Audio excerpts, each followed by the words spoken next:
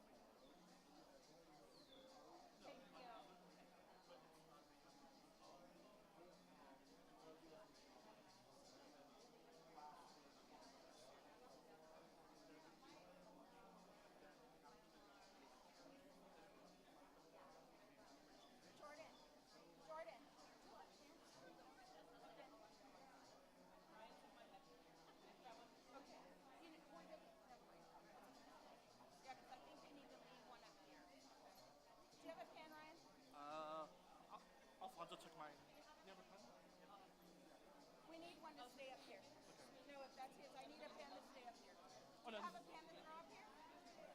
no, here. You want me to make the announcement?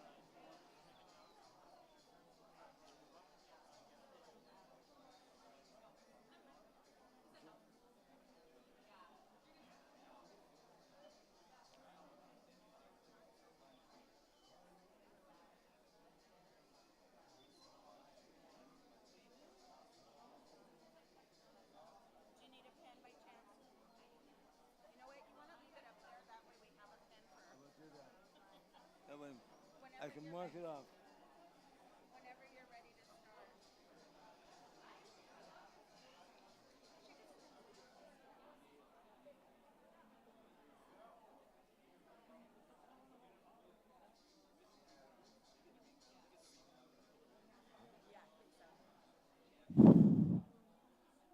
Okay. Okay, Benyamat. Miyepa. Do you all hear me back there? Are you sure? Don't lie to me. Okay. Well, Manuel, welcome. I am Dr. Stan Rodriguez. I'm going to be your MC this morning.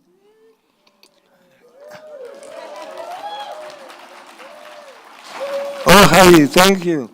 No, actually, I was going to grab some breakfast, but they told me to come over here. Anyway, so welcome to this beautiful Saturday morning, and it's going to be an action-packed day. A lot of information is coming. We're going to learn a lot. We're going to learn a lot from each other. But before we do that, in our traditions, we start off first with a blessing. So I would like to ask Elders Ernest Siva and Elder Kim Marcus, please.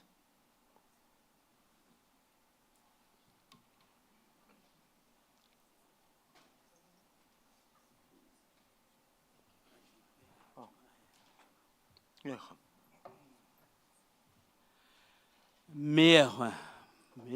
Jam Oman. Welcome to all of us and you. I am going to do our blessing.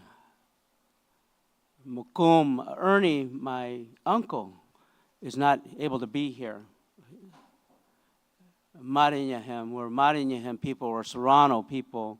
That's why we wanted to open this area. I have an assistant of mine, Mr. Wayne Cortez from Torres Martinez, is going to help me.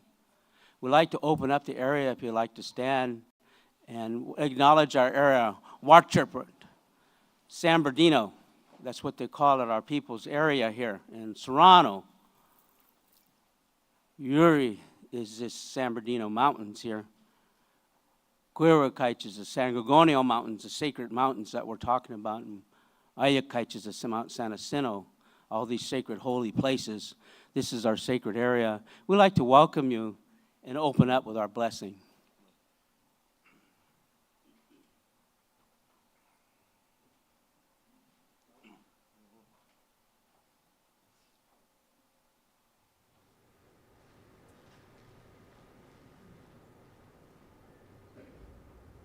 Sana, greatness,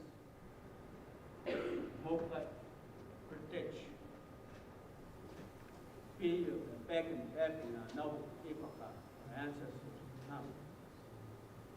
Oan ka peba, tamang katamya ka kitchen for kawe ka ausen, beto, Jamson, at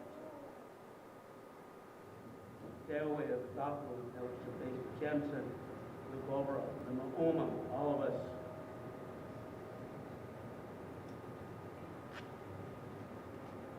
Temampa. Wow. Amia Katini. Oh. Kitchen pot south. Oh. All welcome. Oh. House. Oh, then we'll take it below sacred earth. Oh, Jamson, your part, Shanna,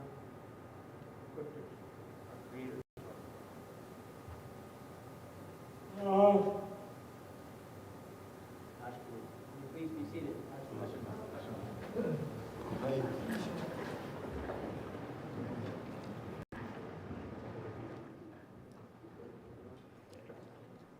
Come on.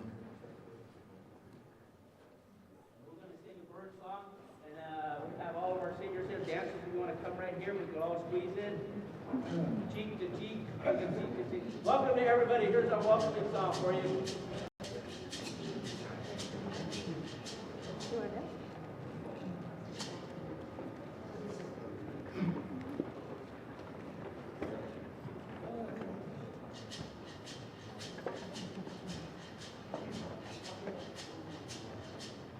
Give honor to our men and women that are going to sing and dance for us. So let's give them a big hand.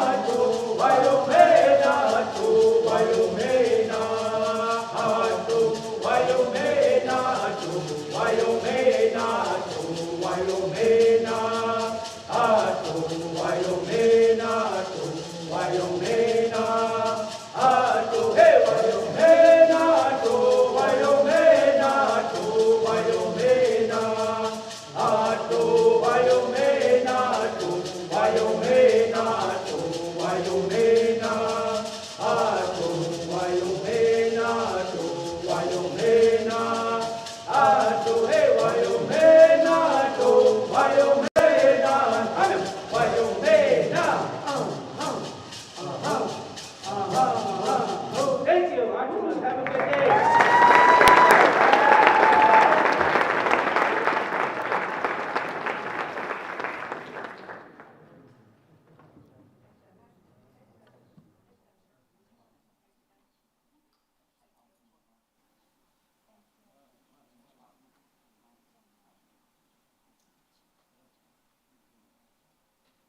Yoima is the power, wind, coldness. It's not a bad thing. It's good for our environment. That's what we're singing about. Guia, Yoima, cold weather, which is great for us. Thank you. Oh, hey. Thank you very much. And I just wanted to say, Mr. Marcus, that we're talking about the elder, Unasiva. One time him and I were talking. His stepfather is my uncle, Maxie. And he looked at me and said, that makes us cousins. I said, I guess so. And he taught me how to make a flute. But, we all get tied in together one way or another. So this is my cousin we're honoring too. Thank you very much.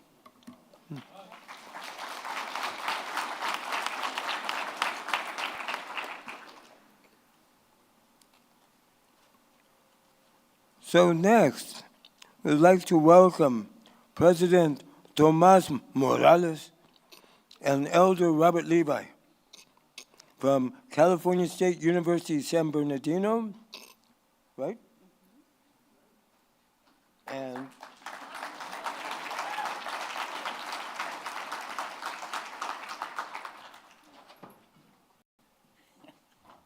Mijuan. I'm Robert Levi. I'm a citizen of the Torres Martinez Desert Kuya Indians. And again, welcome to our territory and territories that we have also with the Yahaviatam. And I get to do the land acknowledgement. So I'm going to do it. I'm going to do it twice since I didn't do it last night. No, I'm kidding. So anyway, oh, the music you're listening to coming in, those are our bird songs from the desert. That's my father who is singing. So wherever we go, I've donated those songs here to the CSUSB to play for such gatherings like this, especially for Native Californians and Indians in general. So that's my family's gift to everybody here. So enjoy. So you have them. Okay. Thank you. My father would be pleased. With respect and humility, we gather here today to acknowledge the land that we have been here since time immemorial. We honor the California Native people, the Ahavatam, the Iwilewenitam, the Payukonwicham, and the Tongva, those Indians who have lived in this area and who have visited also. We also reside on or use the natural resources that are here today with us, and that those natural resources that we humbly and do respectfully acknowledge. Also, we recognize the invasion and colonization of the territory by the Spanish, American, British, and Russian countries, along with the assimilation processes of Mexico. If you were here yesterday, we talked about Father Sarah. This taken and unceded land is now used to remember those incidents that we have had in the past. But now today, we use them to heal. It's a healing process that we have with everybody here that's involved in this event. Where am I at? Oh, and to remember that this land is here and will be here since time immemorial. That also this land is tribal land. It's our land, and we welcome everybody on it. So again, like Dr. Rodriguez said, welcome, and everybody have a great day today. Thank you very much.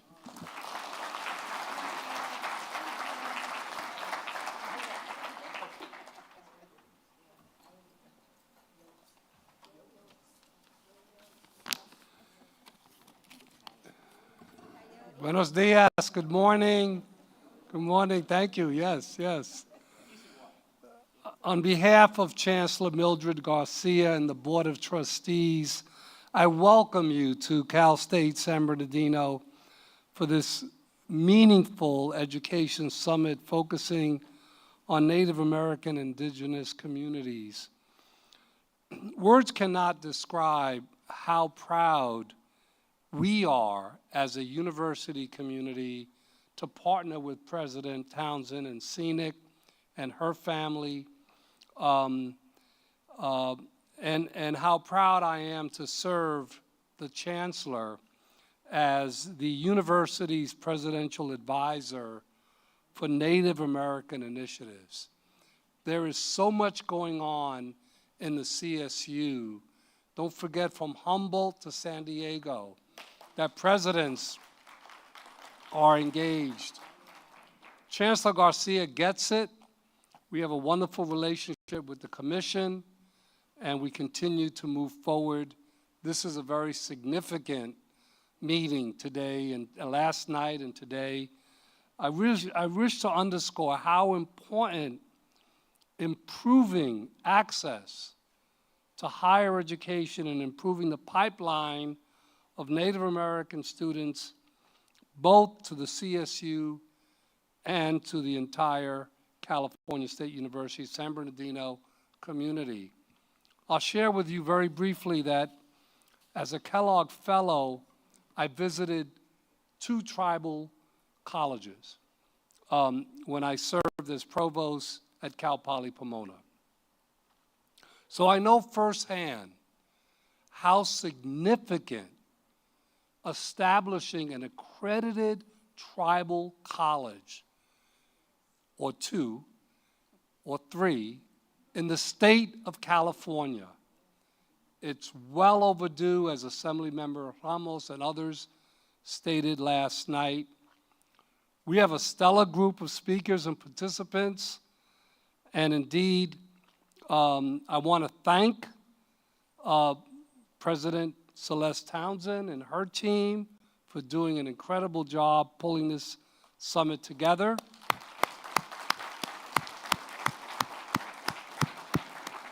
I also want to thank our and acknowledge really our elected leaders who are here.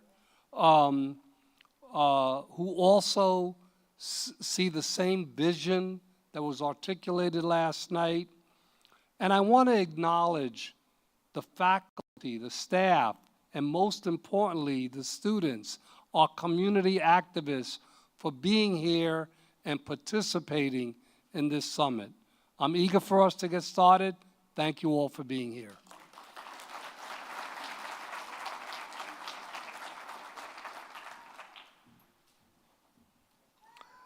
Thank you very much. Now I would like to invite up President Celeste Townsend, President of the California Indian Nations College, and doctoral candidate. Come on.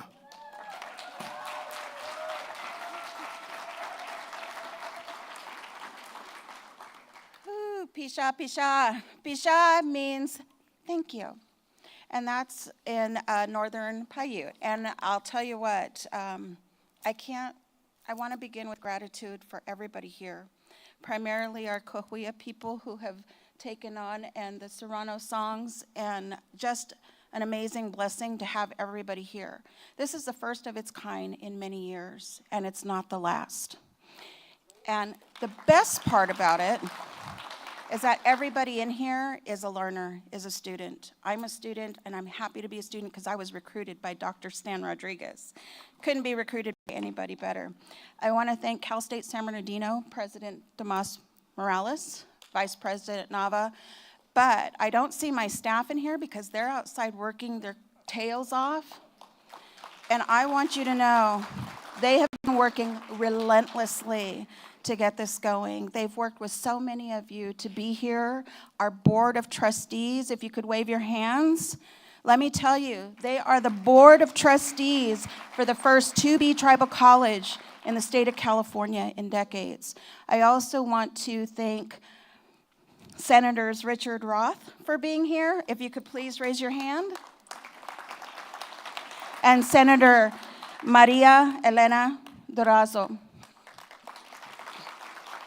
And if there's anybody else that I forget to mention, please accept my sincere apologies. There's just so many people. I see so many faces of supporters. But what I really want you to do, everybody who's a student, stand up. These are our people to celebrate. Roseanne, stand up. Whether you're a student of SYNC, a student of another college, you are our leaders. You are our future leaders. And this is why we're here today, to not just educate, strengthen, and empower our students. We want every single Native student to feel that they are getting and worthy of a high quality education. We deserve it. We need it. And we're going to make sure you have access to it. But like I said last night, access is not inclusion. Dr. Anthony Jack made that statement when he was writing his dissertation for Harvard University. And he did it on the privileged poor, the doubly disadvantaged, and those who are marginalized students. And I encourage anybody, if you have not read that book, it's called Privileged Poor by Dr. Anthony Jack. I'm not here to promote him, but you want to relate to students who struggle in universities and really understanding the struggle that we have, not just academically, socially. This is what you're going to learn today in our many sessions. So with that, I just want you all to know that the TCUs, tribal colleges and universities, California is a home to over 1.4 million people who claim to be Native Americans. And as they stated earlier, not one tribal college in decades. That's disheartening. And the funding to emerge a tribal college is unbelievable. We had a one-time disbursement. Thank you, Assemblymember Ramos and all the state constituents for pushing that through for us. But that's not where it stops. When you're operating a college and people are saying it's, oh, you just need $1 million, here's $50, here's $5,000,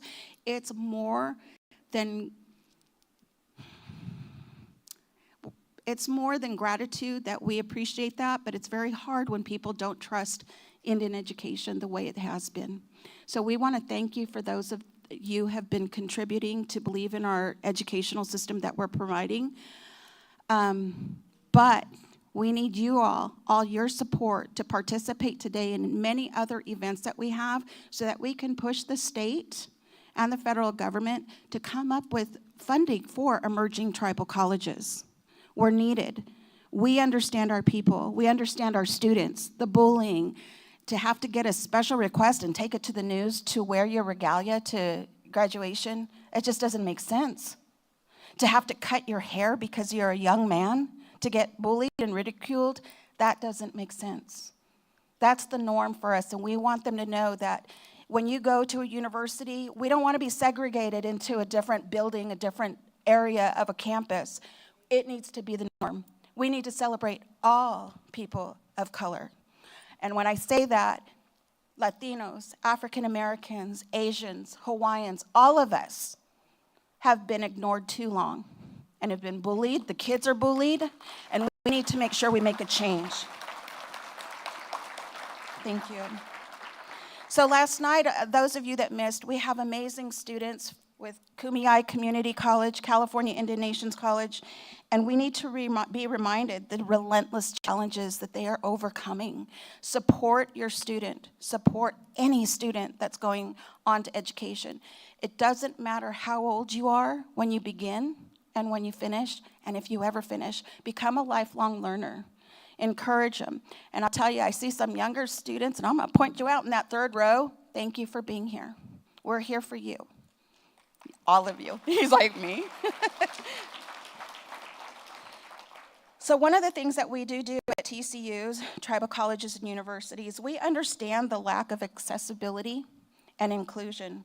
We understand the historical and multi-generational traumas that have been in this distrusted American educational system. We understand the social dynamics of two worlds, especially when it comes to ceremonial seclusion, traditions, and celebrations. And we understand the works to amend the systemic and systematic standards that operate through social perceptions and biased ideologies. So with that, I just want to thank all of you. Stay here, stay engaged, but I do want to, and I don't see her, Janine Jordan. Oh, I want her to come up here. She is our new Director of Development, and this woman is coming with a vengeance to get you on board to support the college. Janine.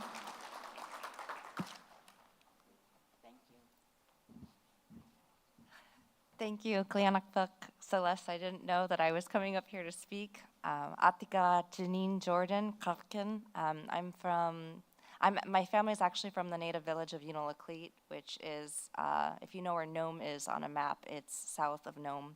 I grew up in Anchorage, Alaska.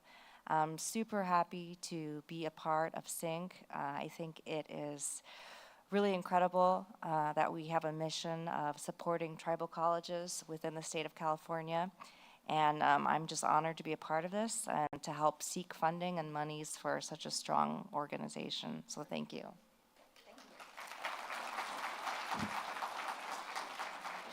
Just one final word. I just want to thank you all. Enjoy today. Pisha Tabibaga. Have a wonderful day. Dr. Stan, you know I love you like a brother and a mentor, and I'm just so thankful you made it. And I know a lot of you have traveled distances to be here. Enjoy your day. Thank you.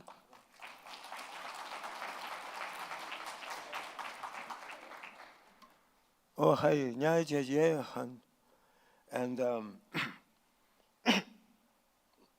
I like to have fun.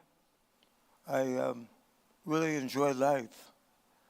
But some of the things that you said, you know, these are things that we and our people have had to endure. I beaded my granddaughter's eagle feather and the swirl, Valhalla, wouldn't let her wear it. They said she could wear it around her neck and put it inside her robe. I said that was wrong. Well, my son graduated a year later, and I told him, you know what they say you cannot do, but do it anyway. And he walked up while he was washing, and he put that eagle feather on, and walked by and just looked at me, and he smiled. And I said, Huahuahan, you are a true warrior. And that's what all of you young people are, true warriors. Don't ever forget the words here. Thank you.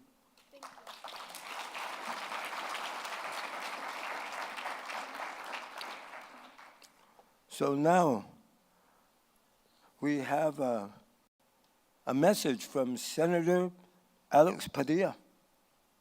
Are you ready? Let's do this. Hi, I'm Senator Alex Padilla, and it's an honor to join California Indian Nations College for today's Education Summit. I want to thank my friends with the 29 Palms Band of Mission Indians, the Agua Caliente Band of Cahuilla Indians, and the San Manuel Band of Mission Indians for making today possible. I also want to thank President Celeste Townsend, Dr. Stan Rodriguez, and all of the tribal, federal, and state leaders gathered here with the sole focus of uplifting Native American students. Because the truth is, even in the year 2024, Native American students continue to face barriers to higher education. Whether it's lower enrollment rates, higher dropout rates, or insufficient financial resources, we have so much more work to do to level the playing field for Indigenous students. And it's not just a moral obligation we hold, it's part of our federal trust responsibility to tribes. Tribal communities deserve an equal chance at a safe, healthy, and prosperous life in the United States. And what could be more fundamental to a prosperous life than a good education? Now in Washington, I've taken that responsibility seriously, working to reduce barriers to higher education. That includes by co-sponsoring the College for All Act, which would make the most significant federal investment in higher education in modern history. If passed, it would double mandatory funding for tribal colleges and universities, as well as historically black colleges and universities and other minority-serving institutions. It would also ensure that the vast majority of students attending these universities can attend tuition and debt-free. I'll continue fighting to increase the resources that Native American students need to attend and succeed in school. But we can do more for those students, hoping for a sense of community and respect for their heritage in California. And that's why the work that you do is so important. The sense of belonging, the culturally responsive curriculum, and the quality education you provide is changing the lives of so many. So continue pushing for more opportunities. Continue building the communities that are providing so much hope to the next generation of tribal leaders. And thank you for all that you're doing to support our students.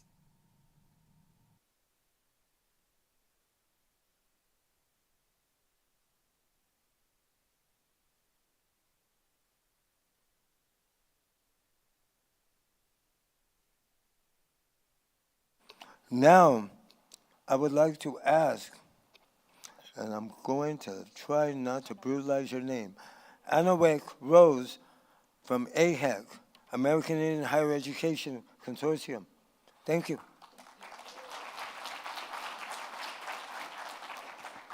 Good morning. I'm in the place of Naomi Miguel because she was up late last night, and that's why the senator wasn't here, trying to pass a budget, which they actually did. So she'll be here in just a little bit. She needed a little bit of sleep, I think, this morning. It was a very late night budget. But I want to start off by thanking, I would have thanked Naomi because she would have gone just before me, but President Townsend, thank you so much for inviting me. My name is Anawek Rose, and I'm the Vice President for Congressional and Federal Relations for the American Indian Higher Education Consortium.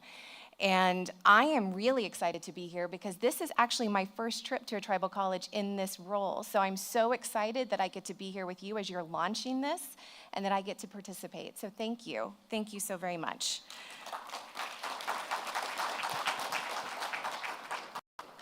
So I read this to my daughter a couple of times who's hanging out at the hotel. She says it's not too boring, so hang in there with me. Tribal colleges emerged in the late 1960s with a group of Navajo leaders who asked their people, how do we want education to look? And that was the day that the tribal college movement began. That was the day that they had ceremony, they had prayer, And that was the beginning of a new movement for higher education. It creates a way for us to teach from our own worldview, from our culture, from our language, and from our traditions. And we have flourished since then.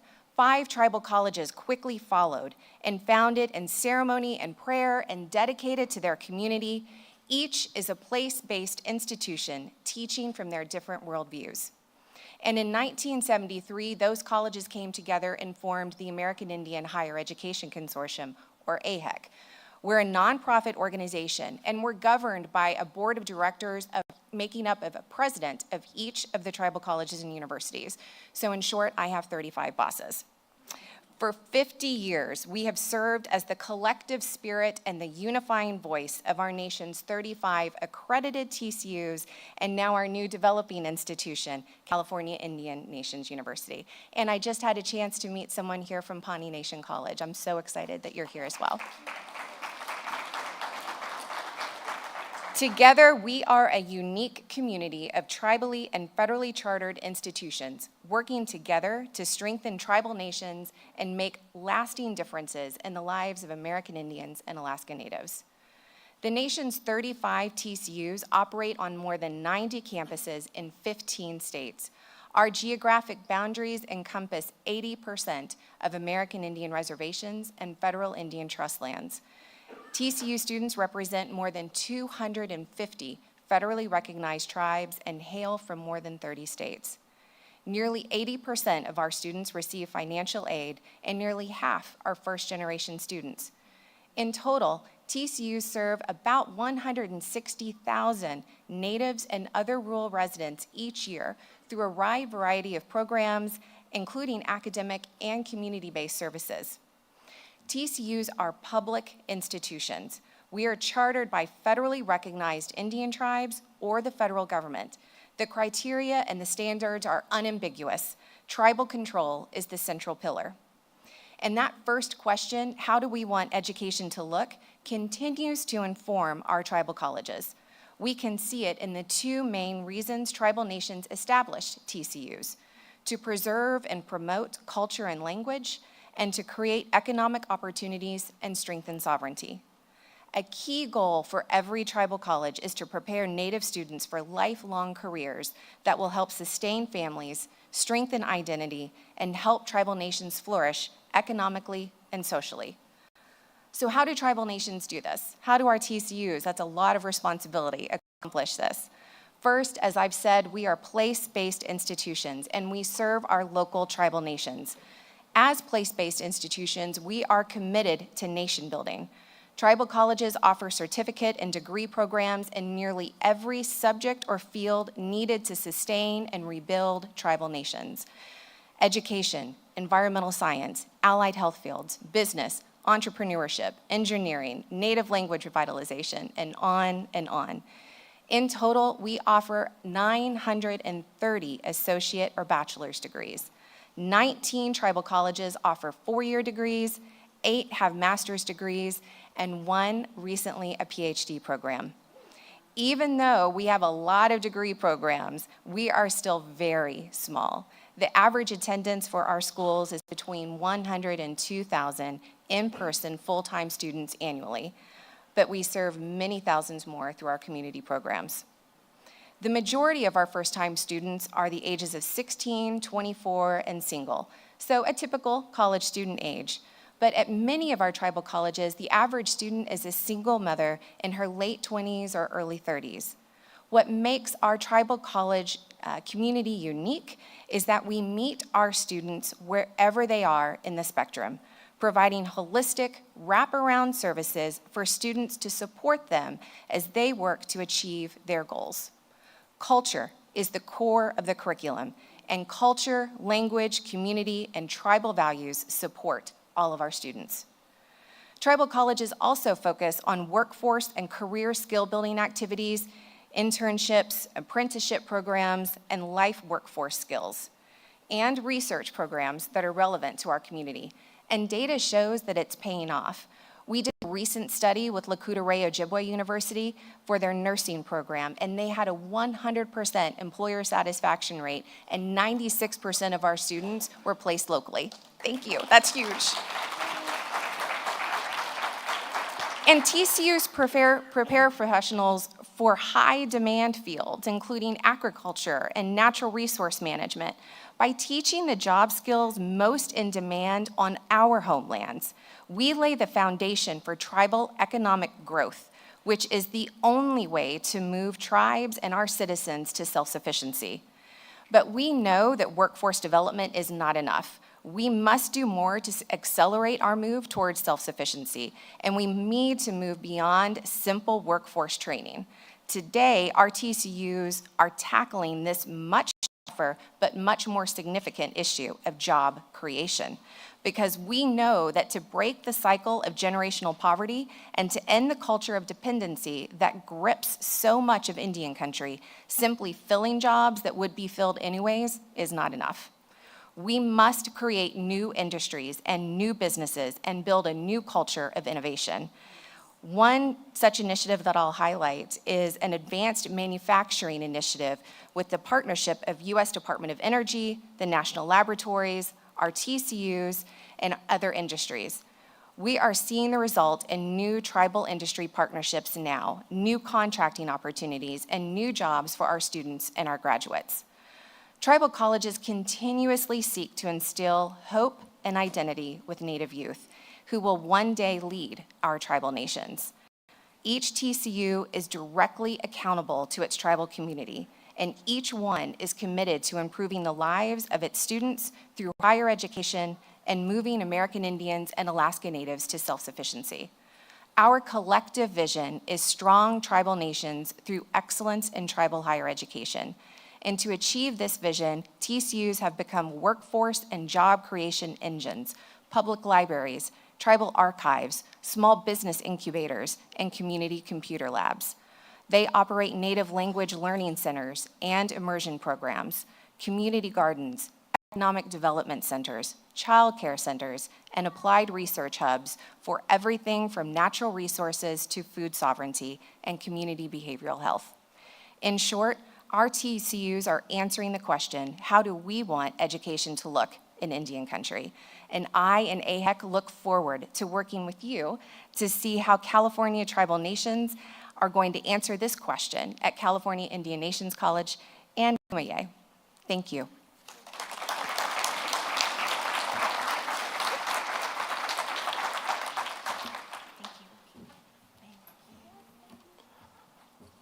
Oh, hey, thank you for your words. And before I bring up the next one, no, I know where you live. It's beautiful. I just wanted to share that our first tribal college here in California started off at Alcatraz, 1969. Richard Oakes and many Native people from California, from all over, went to take over that island, wanted to create a tertiary institution. They were moved off, and they took over an abandoned Army communications base outside of Davis, and that became DQ University. Was also a member of AHEC. First tribal college, early 70s. I had the privilege of going to school there in 1975. I was 17 years old, so you could say I'm 22 times 3. But that school, flourished, and it created satellites. And one of the satellites was created in San Diego on the Sequan Reservation. And when DQ lost its accreditation, we decided to continue. And we became Kumeyaay Community College. And we've been growing ever since. And we have an accredited associate's degree through an MOU with Cuyamaca. And now we're working on pushing a bachelor's program through this August. And we can really use help with that. But accreditation, programs, funding, all of these were like a pot that's been shattered. We each have a shard from that pot. And if we can bring those shards together, we can create a very strong pot for our people. So with that, I wanted to invite our next speaker. No pressure. Okay, hang on, stand by. I don't want to mess your name up. Naomi, Ms. Miguel, Shabkai. I was hanging out with him for a while. It's been a while since I've been asked that. Skuk Siarik, Aniap Jigi, Baag, Nodam Ox, Como Amateur, Chuchu, Sefoidak Jukshan, Donatham Nation. Good morning. My name is Naomi Miguel. My author name is Eagle Singing Woman. I'm from the village of Chuchu, which somebody has been to. It's very rare, so I'm really excited. It's in southern Arizona on the Thanatham Nation. I grew up there and then later came to Los Angeles to go to school at Mount St. Mary's University in LA, an all-women's Catholic college. I graduated from there with my bachelor's degree in political science with minors in pre-law and art. I tried to do 1 year of law school, was like, nope, that's not for me. And then I worked for a corporation, also realized that is not for me. And then I found the nonprofit sector. So I worked for the Tribal Law and Policy Institute in West Hollywood for about 6 years. And they did a really good job at supporting me in getting my master's. I got my master's degree from American University. I have a master's in public administration and policy. American University was the first place that I could do online. This was back in 2015, before that became the norm. So I didn't really meet any of my graduate cohort until graduation day. And we found out how tall and short everybody is. Which is now normal too, because we all use Skype. But my nonprofit job gave me a really big support system and allowed me to also do Udall Foundation's Native American internship program in the summer of 2016. And that internship program, I interned for Representative Raul Grijalva, who is a representative in Southern Arizona. When I first met him, I told him, I've been voting for you since I'm 18, so it's my first time meeting you. Let's see what you do. And every year after that, I always told him, okay, you got my vote still. Very thankful to work for a member of Congress who grew up on my reservation and understands federal law, federal Indian law, and understands the federal trust responsibility that Congress has to tribes. So very thankful for being able to see that in Congress, but also understand that that is very rare. And then shortly after that, was tapped by the Biden administration to see if I wanted to become the executive director for the White House Initiative on Advancing Education, Equity, Excellence, and Economic Opportunity for Native Americans and Strengthening Tribal Colleges and Universities. It's a very long title. And yes, I do get a lot of little long-winded when I'm saying it. So for short, we usually just say the White House Initiative for Native Americans and Tribal Colleges and Universities. This initiative is housed in the Department of Education. We have 3 different co-chairs, the Secretary of Education, the Secretary of Interior, and the Secretary of Labor. All 3 secretaries we try to work with to make sure we are looking at education, early education, K through 12, secondary, post-secondary, tribal colleges, universities, but also looking at labor. Where is the workforce? What are we going to do to help impact that for tribes?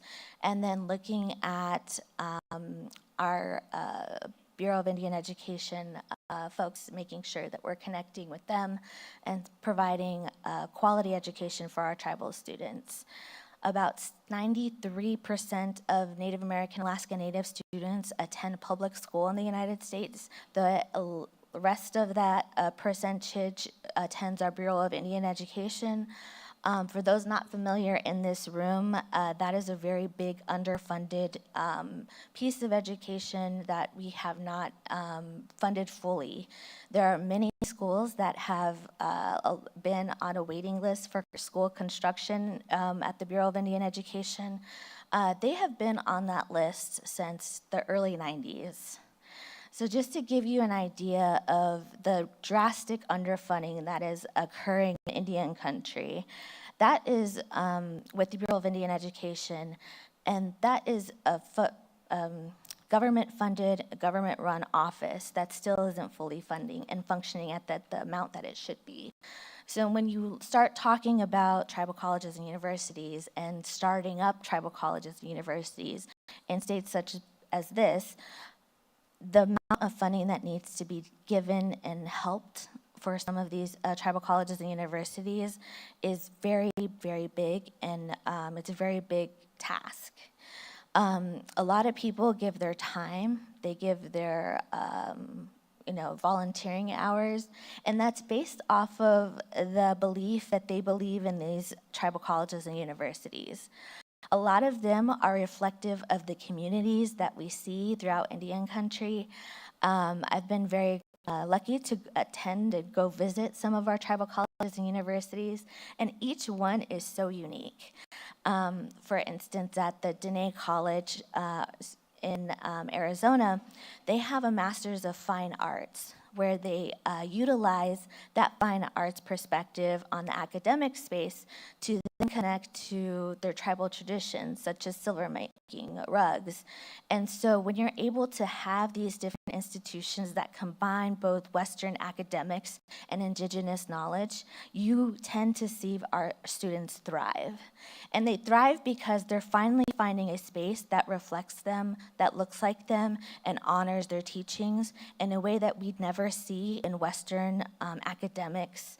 Last night I was at a VIP dinner, and I mentioned in my speech then that the relationship of Native Americans and Alaska Natives in this country and education is not one that's always seen as good. In, I believe it was 1821, I'm trying to remember off the top of my head, there was the Indian Civilization Act, and what that act did was created a legal plan for the federal government to erase natives. And by doing that through assimilation, and not only through assimilation, but through education, that created boarding schools. And if you look around, some of us are nodding our head because there's not any native in this room that wasn't impacted by that bill. And that bill was 200 years ago. We are still dealing with the fact that our government was trying to assimilate us and erase our language and our culture. So that's why tribal colleges and universities are so important, because they allow our children and our students and even our adults to learn about their cultures, but to ultimately be themselves, and being themselves in a world where we were taught not to be ourselves. And that type of thinking needs to go beyond academics. It needs to come from our community. As I mentioned last night too, I was attending another event over in Los Angeles, and one of the speakers there was really talking about the 4 principles that she identified as self-care. And before she even got into those principles of self-care, she mentioned at the very core of all of us, man or woman, gender aside, we all need a community. And that's what our tribal colleges and universities are. They are a community-created, community-led education institution that allows our students to come and learn about themselves, but also creates a safe space that they feel welcome. They feel a sense of belonging, and they feel a sense of self.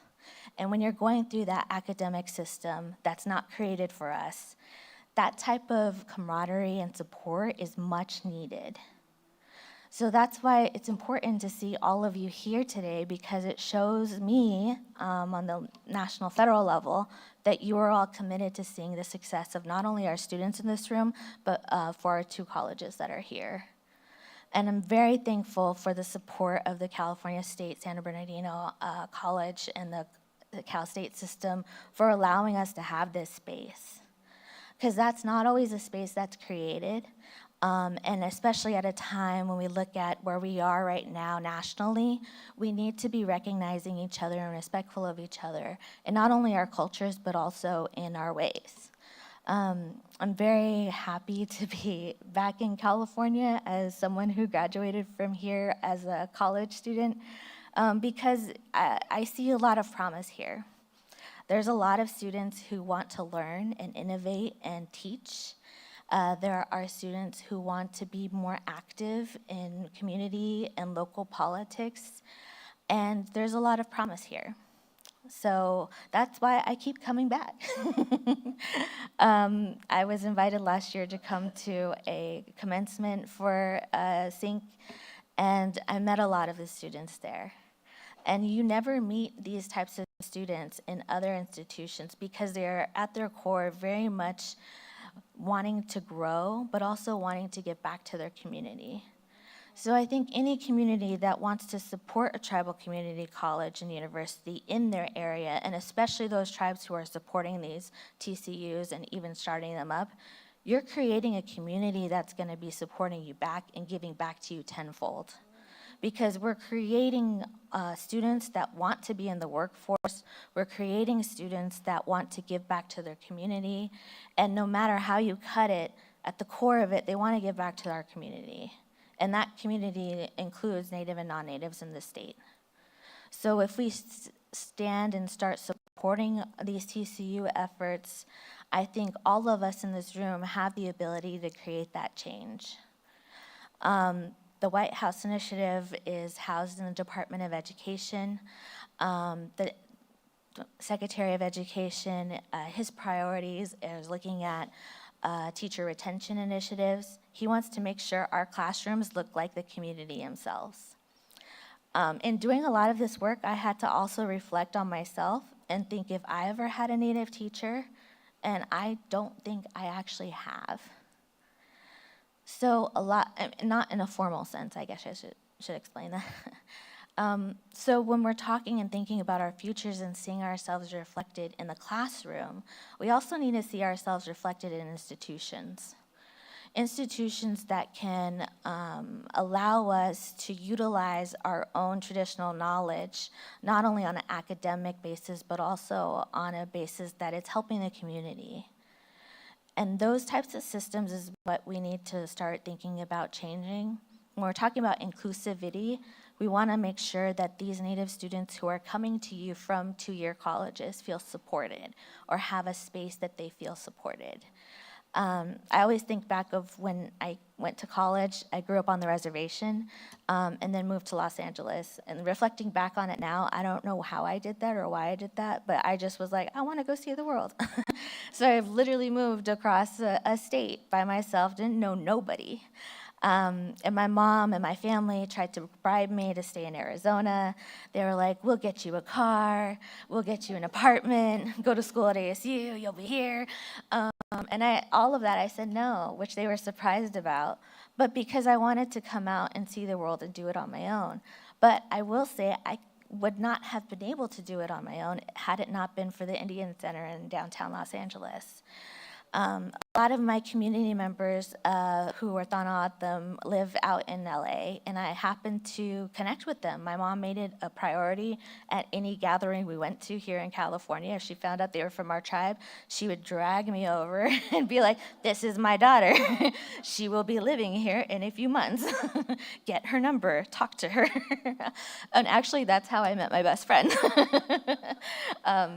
She was adopted out of the tribe 2 years before ICWA was passed. ICWA was the Indian Child Welfare Act, which really recommends that Native children who are being adopted first go through their tribe first, and that wasn't in place when she was adopted. So she was adopted out to a non-Native family in Northern California. Always knew she was different, always knew she was part of my tribe, but didn't really know. And that happened to be at a time when me, who grew up with nothing but my tribe, moved out to California and we became really good friends that way because I was able to tell her what it was like or traditions or things that we do, and she was able to help me meet the community. And that type of relationship is what you see when we were talking about our Native communities coming together and creating that community. We also had two elder women who were from my tribe. They became my grandmas. They were two sisters who were probably in their late 80s, early 80s, who would travel by bus from LA to our tribe back and forth together. And they became my grandmas. And we created this community, and we would do tribal language lessons. So I even was learning my language from one of our elders every Tuesday and Thursday night. It's something that when I was a student, I look forward to because I was able to stay connected to my community, but also learn my own language. And I also got a lot of really good leftovers after that. They made sure to keep me fed. I think it was my second year of college where my mom was like, how come you're not homesick? How come you're not coming home a lot? And then she stayed with me for a week and saw what that was of me going to visit with my community and learning language. And she said, oh, you have your own family out here. And I think that that's something that our tribal colleges and universities create for some of our students who may or may not feel connected. At least they're connected with each other, they're connected with the staff, they're connected as a community. And I think any area that wants to support a tribal college and university is going to benefit from that twofold.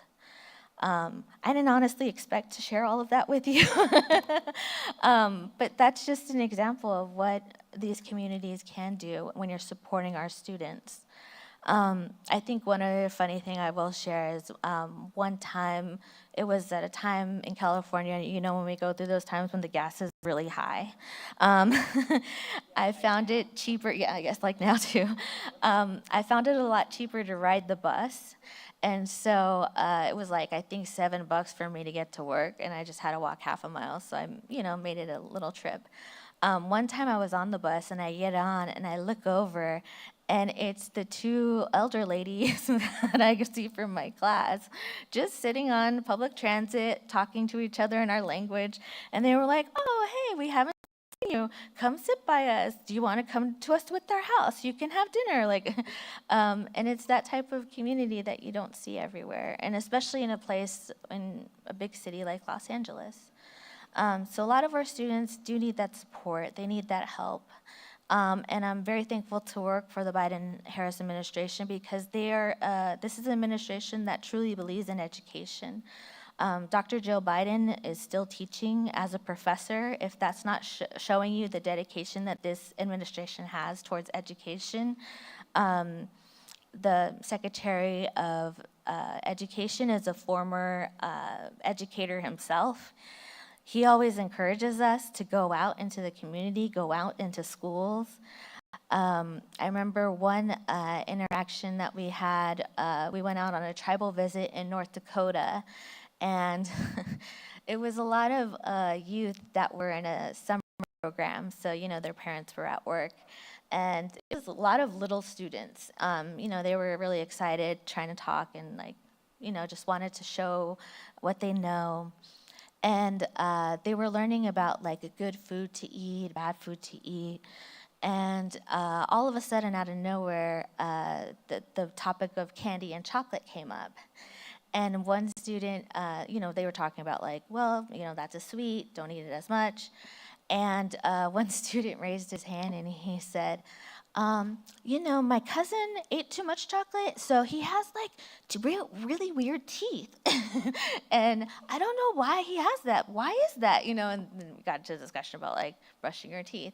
But right before that student said that comment, the secretary was just about to give those students a big chocolate coin that he likes to give out. And so after the student said that, he pushed it back to the staff, maybe not right now.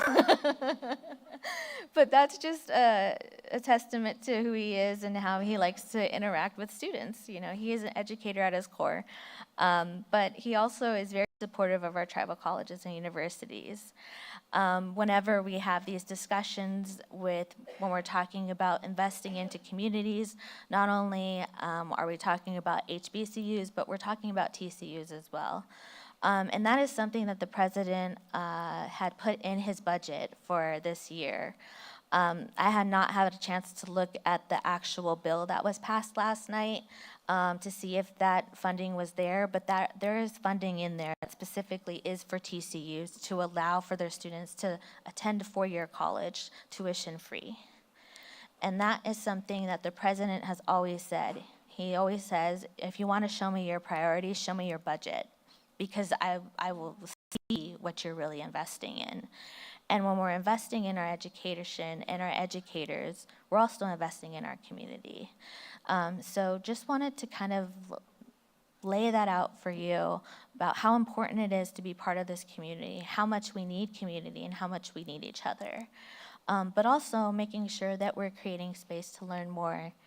My grandma, my grandpa always told us that even though you're not officially in school, you should always be learning.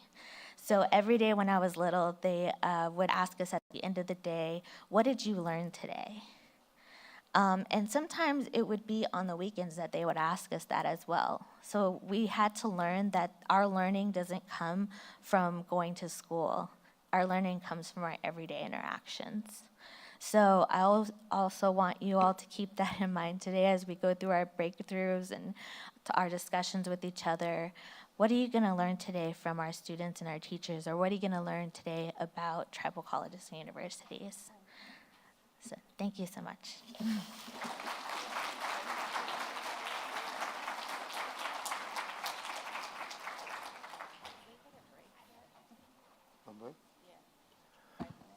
Thank you very much, Ms. Miguel. And let's give her another round of applause.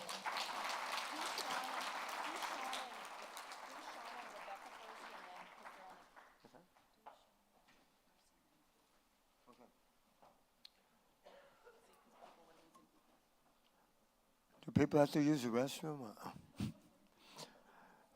So, our next two, we're going to do two more, and then we're going to take a break, and then we'll be finishing this up before we go into breakout rooms. But I just want to say, Ms. Miguel, you came all the way to LA from TO. I got to share a Stanley story. I had just gotten married. Somebody I met at DQ. We were leaving. We were running off to Albuquerque, and we ran out of gas in Tucson. That's how I ended up with your people. 3 years. But anyway. So, now I would like to invite up Sync Vice President Sean Reagan and Rebecca Pesco.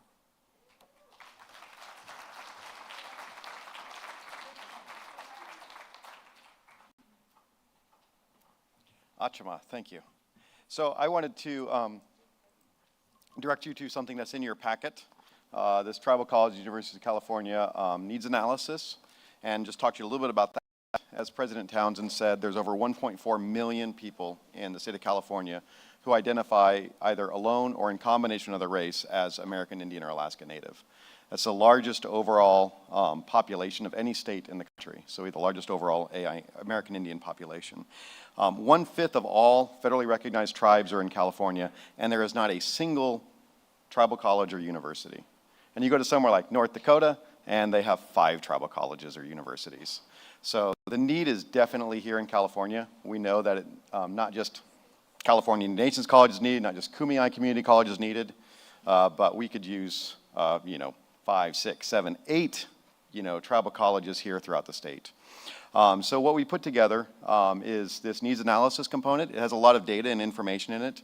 We want to direct you to that.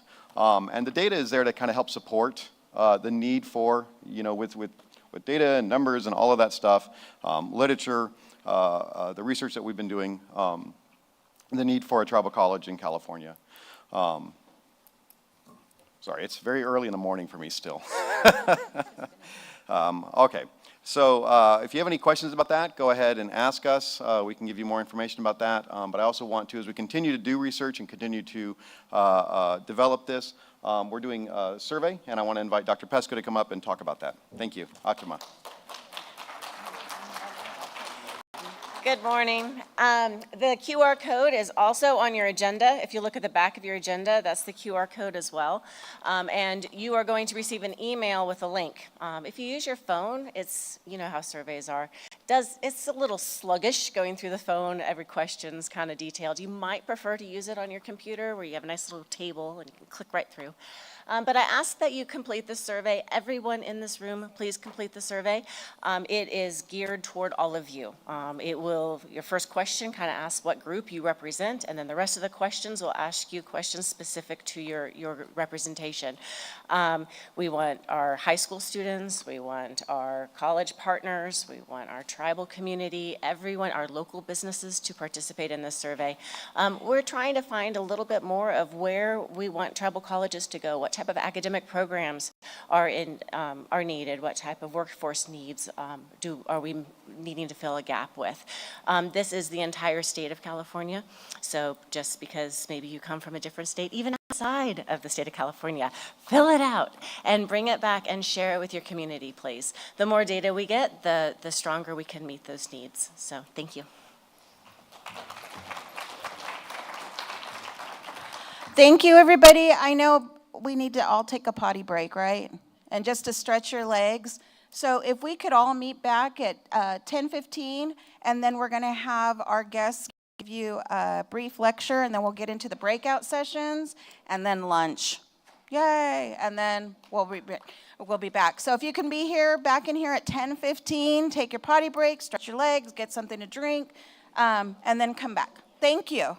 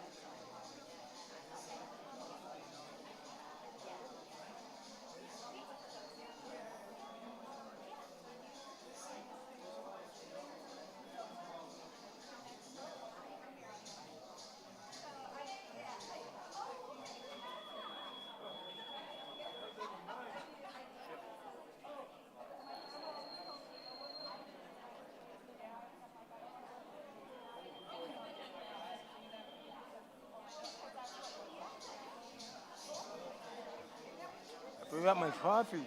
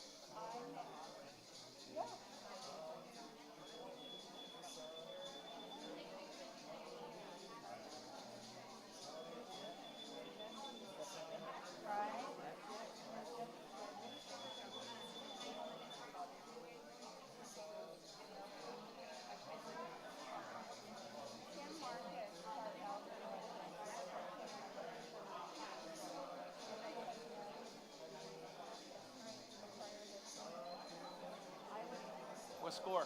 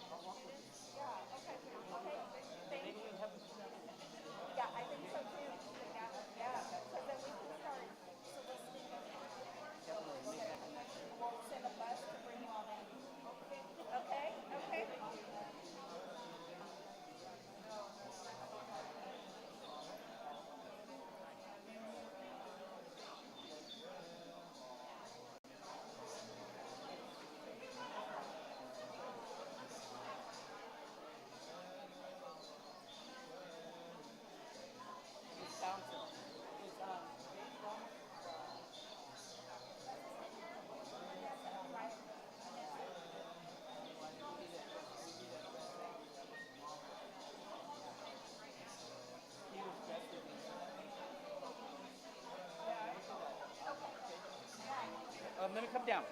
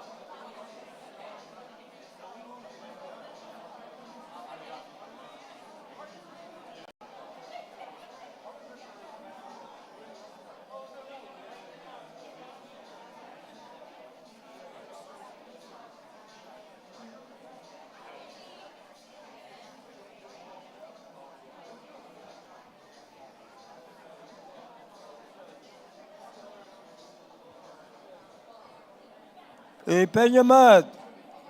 Kiyap na. Kiyap na. Kiyap na.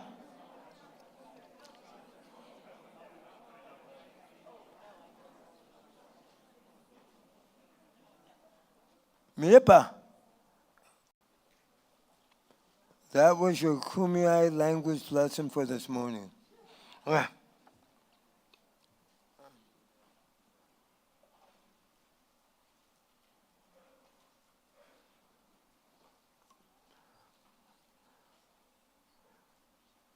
Gentlemen, you're standing on the wall.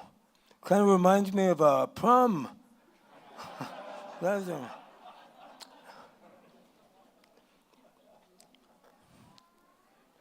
all right.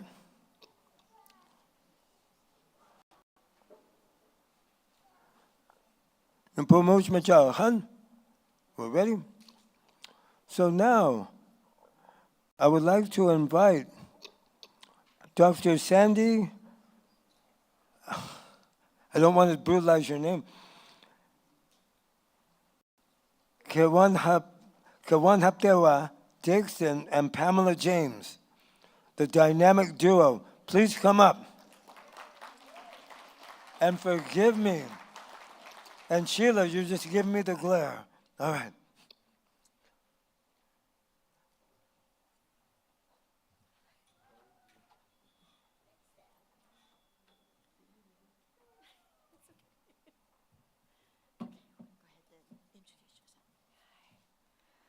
Hanani Washte, Haninat Paso, Helato Chukma.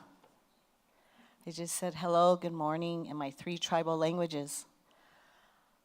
I'm Chickasaw, Santee Sioux, Dakota, and Menominee. I'm a relocation baby, AKA urban Indian. My parents met in the 1950s here in Los Angeles by the way of the Bureau Indian Relocation Act. My mother came out here on the Greyhound bus when she was 18 years old from a little town called Ada, Oklahoma. After she graduated from Chilocco boarding school, she decided, I want to come to Los Angeles with her sister. 1950, my father graduated from Haskell boarding school, which is now called Haskell Indian Nations University. He enlisted in the Navy, was stationed in Long Beach, California, and they met downtown Los Angeles at the Los Angeles Indian Center, which the center put Native families in apartments, found them jobs. So Dr. Stan said, can you speak your languages? And I said, which one? I said, I can say hello, I can say thank you, Wawainen, Wapila, Chukma. In my languages, I can say Katapanan, and Menominee means peace, harmony, and love to everyone. So today we're going to talk about that ethnic identity, Native American identity, and how it's so very powerful, what we need to be aware of what's happening with our Native students and our data. And here's the expert, Dr. Dixon from Cal Poly Pomona. Thanks, Pam. It's so good to see you again today. Those of you that were here last night and the new faces, so welcome so much. Again, thank you so much for welcoming us to the land of the people here, and we are guests on their lands. So thank you, and to President Tomas and President Stan and also President, I just call them Celeste. I know them by their first names. New Sandy Konaptewa Dixon, New Hopitu.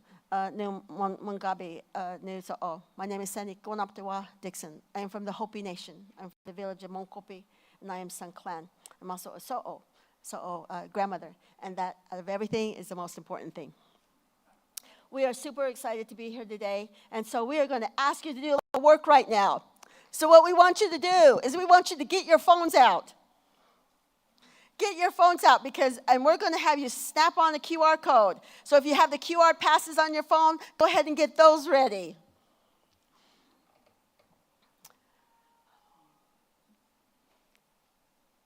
Okay, Do you have the QR code?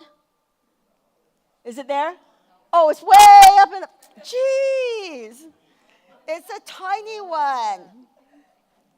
Way up in that, your right-hand corner. If you can snap on it. Can you guys snap on it? Awesome. You guys are good at it. Molly, you got it down? Yeah.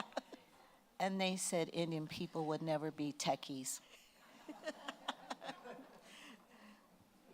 Okay, so our topic today, and we are going to continue it as we continue on with the plenary sessions, or the rest of the breakout sessions. What we're going to do is we're going to ask you these questions, and then we're going to discuss the results of all of these. So we're going to go ahead and start with number 1, and my partner in crime, Pam, is going to go ahead and read the first one. And I want you to be really honest, and we made them simple. It's either yes or no, all right? So let's go ahead with the very first question. Can you see it, Pam? Yeah. Okay. Do you know the percentage of Native American, American Indian, Alaskan Native attending your school or institution? Back in the 60s, when my parents came, we just said, Indian. Are you Indian? And they were so happy to see another Indian downtown LA. When my mother moved here in the 50s, City Hall was the tallest building. Everybody know Tommy Burgers? Corner of Beverly and Rampart? That was here. And that's where all the skins would hang out back in the day. Next question. Is there a difference between indigenous identity, Native American, American Indian, and Alaskan Native identity?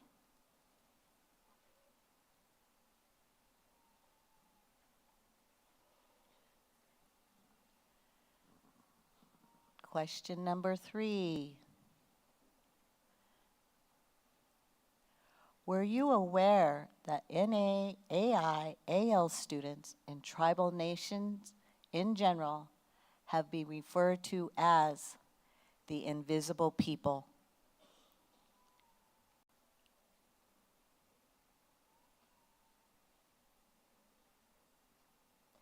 Question number 4. If a student identifies with more than one ethnic racial background when applying to a college or university, do you fully understand how the student is counted on the record census?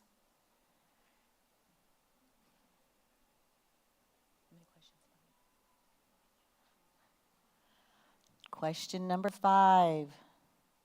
Finally, do you know how many NA, AI, AN faculty and staff are employed by your institution or the closest college or university?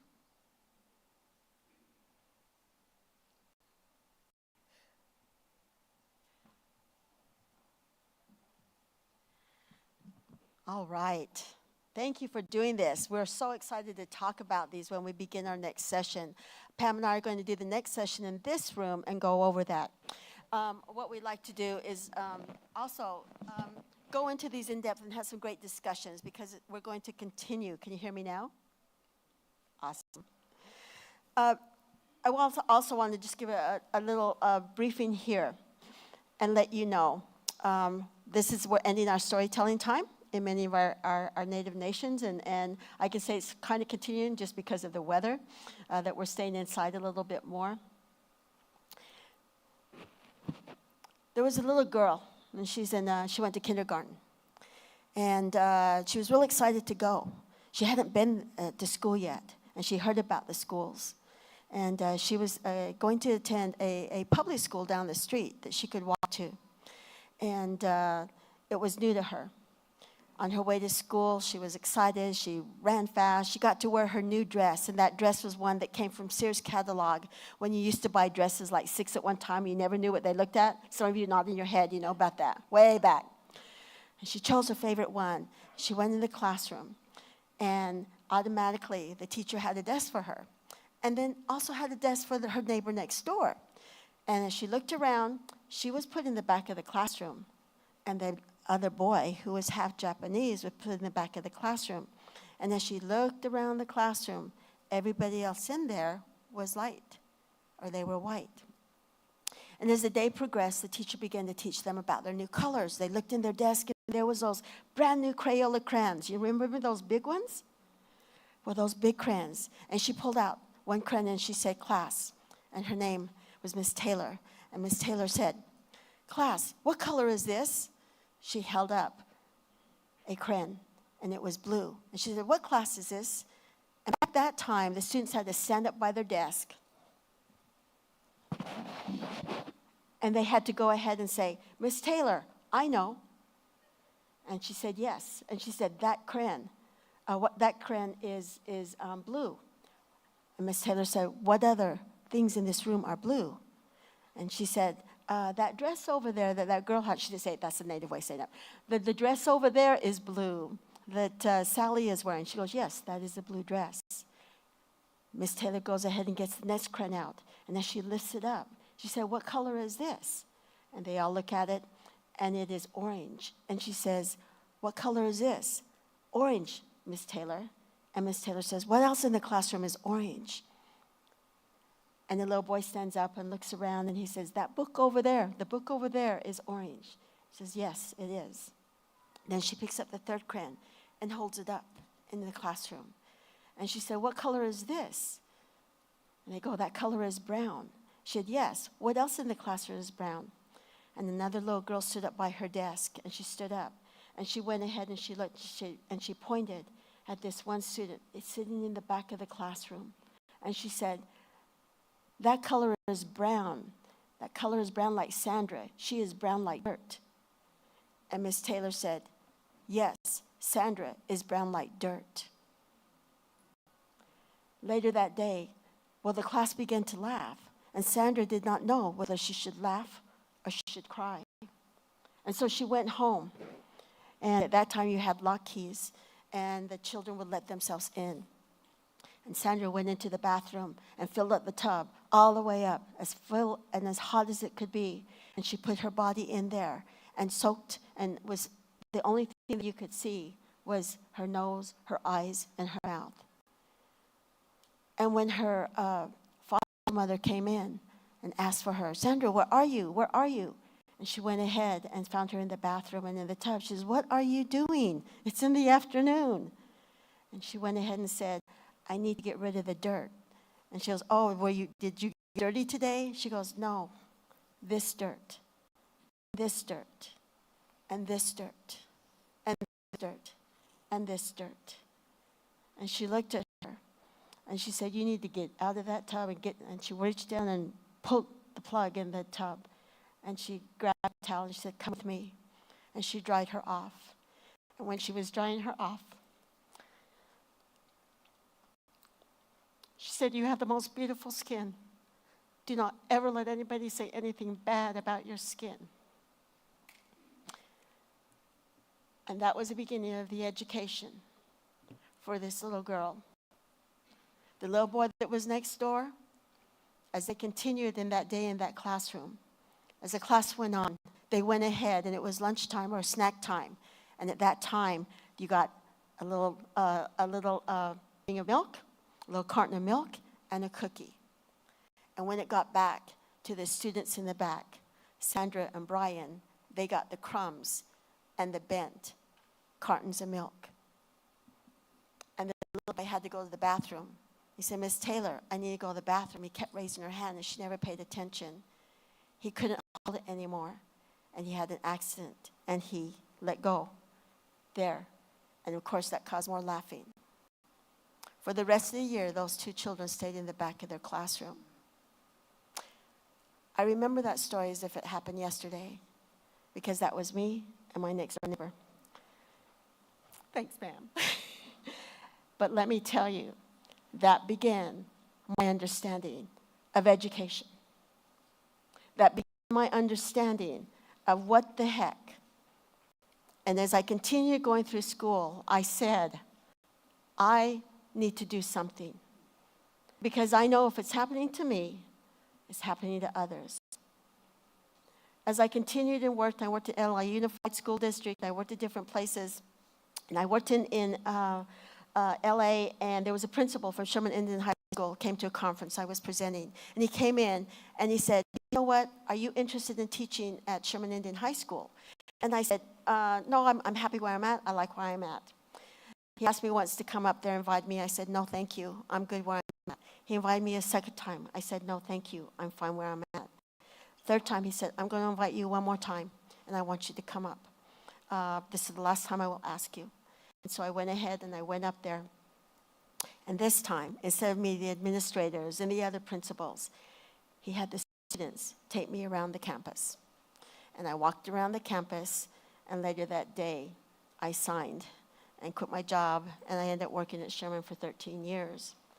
I was super excited. I went to go call my mom and tell my mom, and it's home. She lives on the res in Monkopi. And I said, Mom, I'm going to be working over here at Sherman Indian High School. I thought she would be happy because I'm working for my own people. I'm making changes. And do you know what my mom said? She said, oh, you're working for those people. So I had to learn.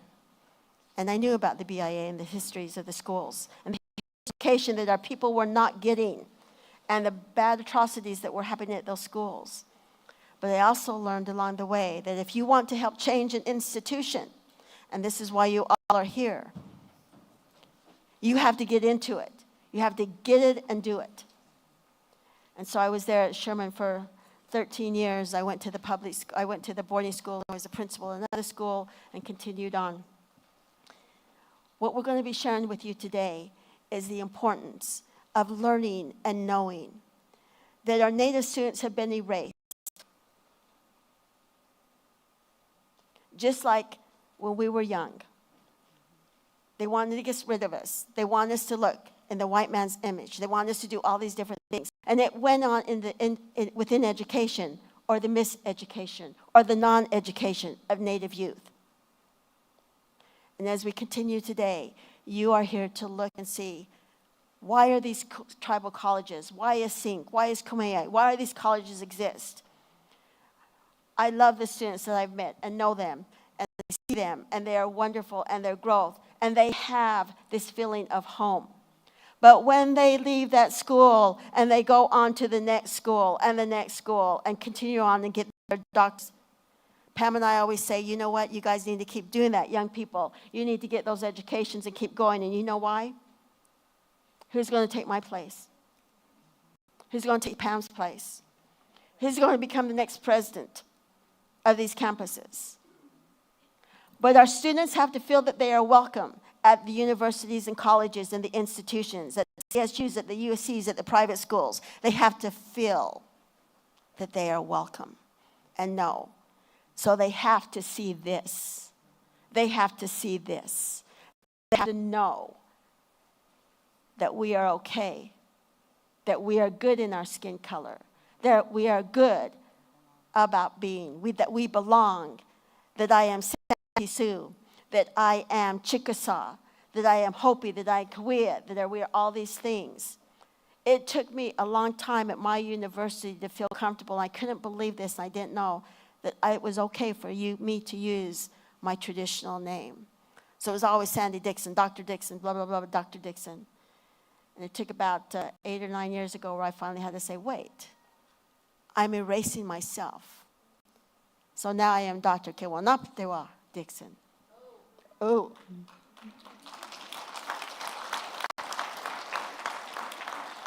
But you see the effects that has had.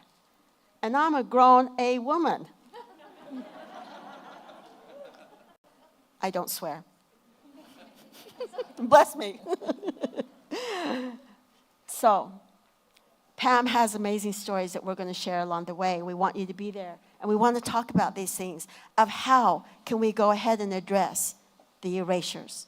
So thank you very much. We're getting ready to break for our sessions. Our session will be here. There are 5 sessions in here in the building. Look around and find the ones that calls your name. Go to the one that you know that you need to be at today. All right? Thank you so much. Escalate.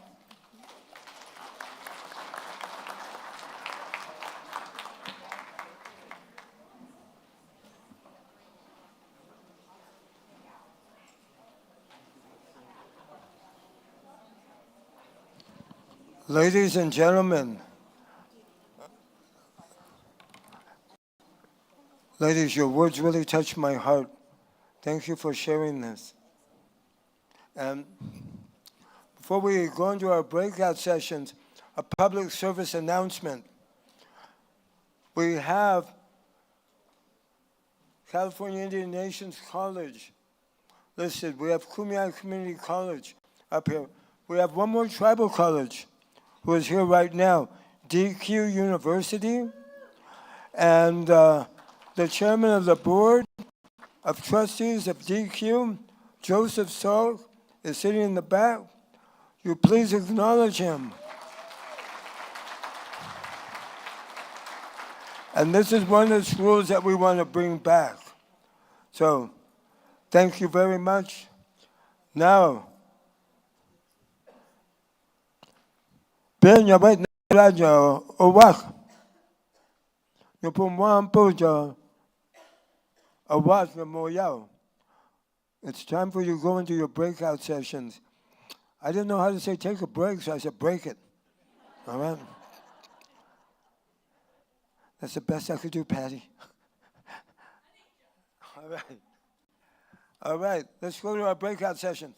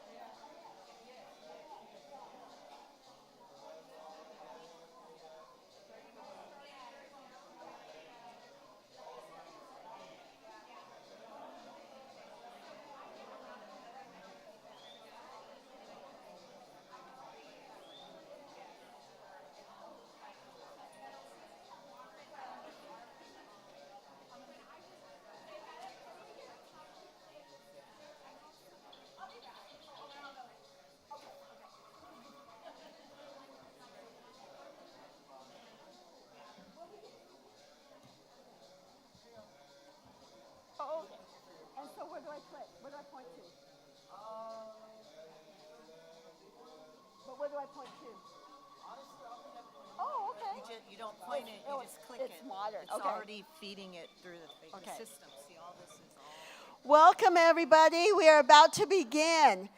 For those of you, I thought we could dance a little bit before we started.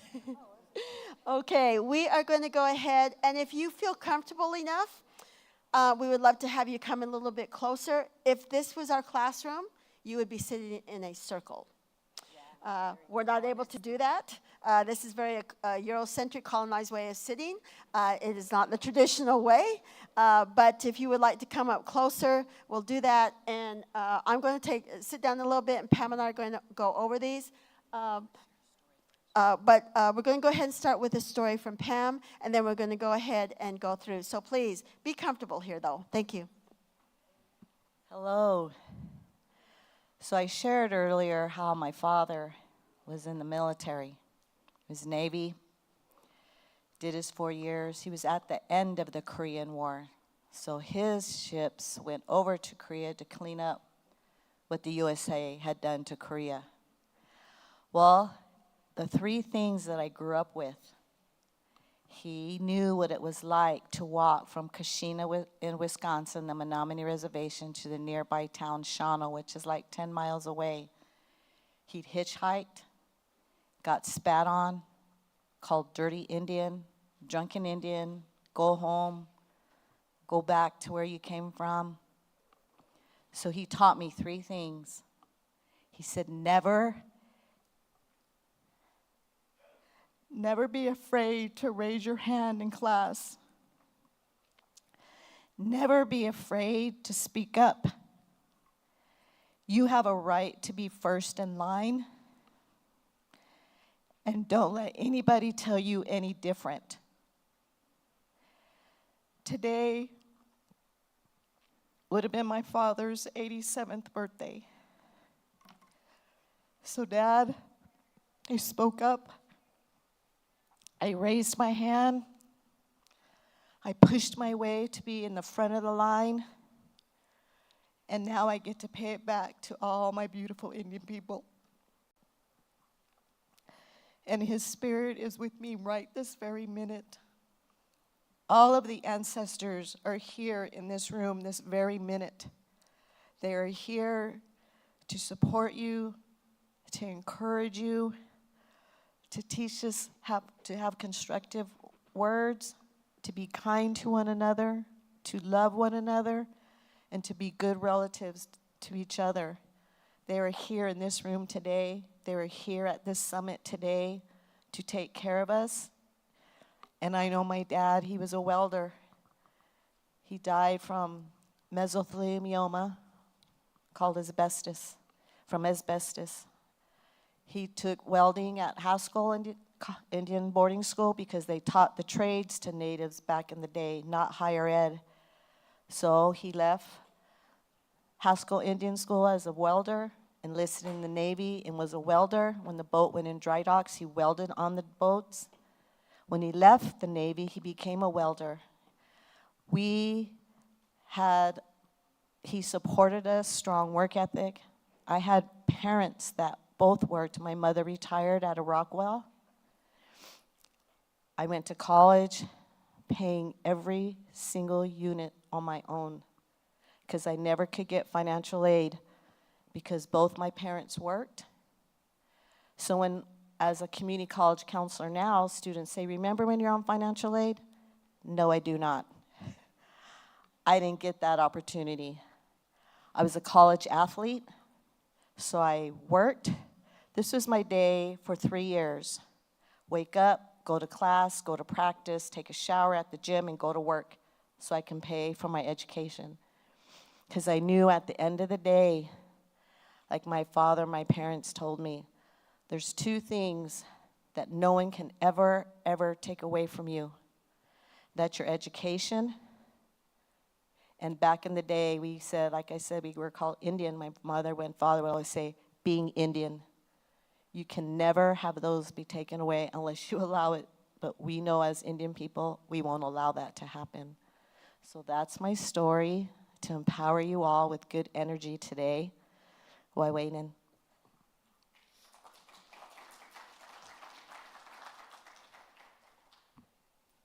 just in case you forgot who we were.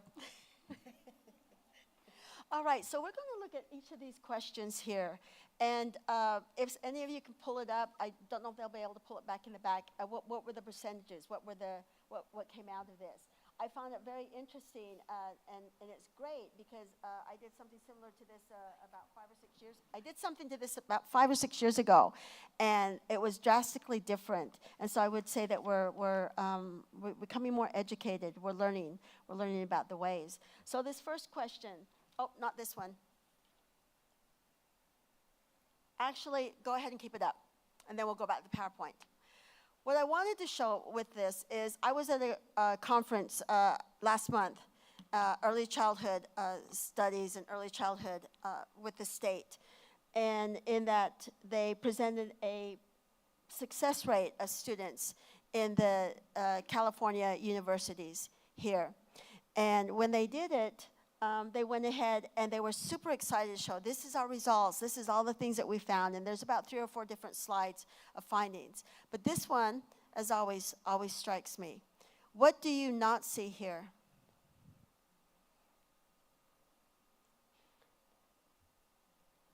Can you read what it says there? That it's looking at the enrollment. Right. Yes. And guess what? In almost all studies, in almost all research, historically, we fall under the we are insignificant. And that is a research word. And they're trying to get people to step away from that. But still, we are considered invisible. And when we look at it as being insignificant in research, this was a study done on the CSUs last year in 2023, and they are still leaving us out. Okay, that adds. And so when teachers, people in different departments, in colleges and universities, and this is national statistics and information, when they go and look at this, they're not going to think about us. In this arena, we're talking about it, because it is reaching out and talking to all of you about Indian education. But once you step away from this arena, the idea of us being in the universities and colleges is very limited, because we corrected somebody yesterday. They were talking about we're still below, that we're at the 1% level. And I immediately said less than 1%. And a lot of you are nodding your head, and you know that we are still below that. And you know the numbers. I've told you today about the numbers. Okay, so thank you for showing that one. If you go back to the PowerPoint slide.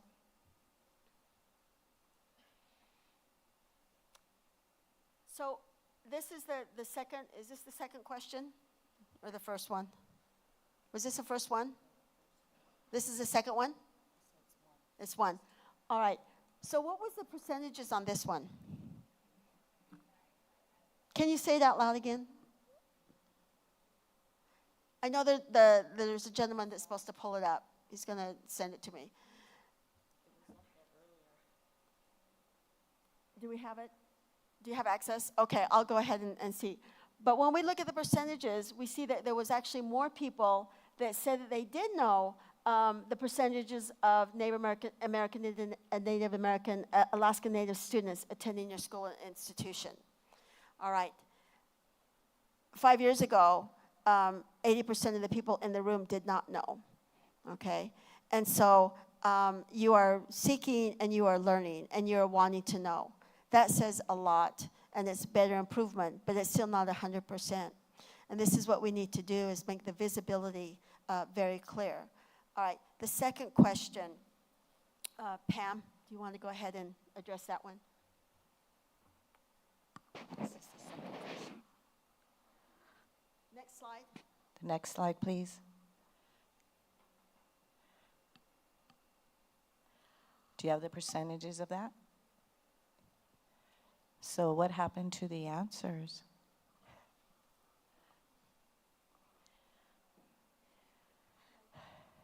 Do you know the difference? So this country has moved into the word indigenous.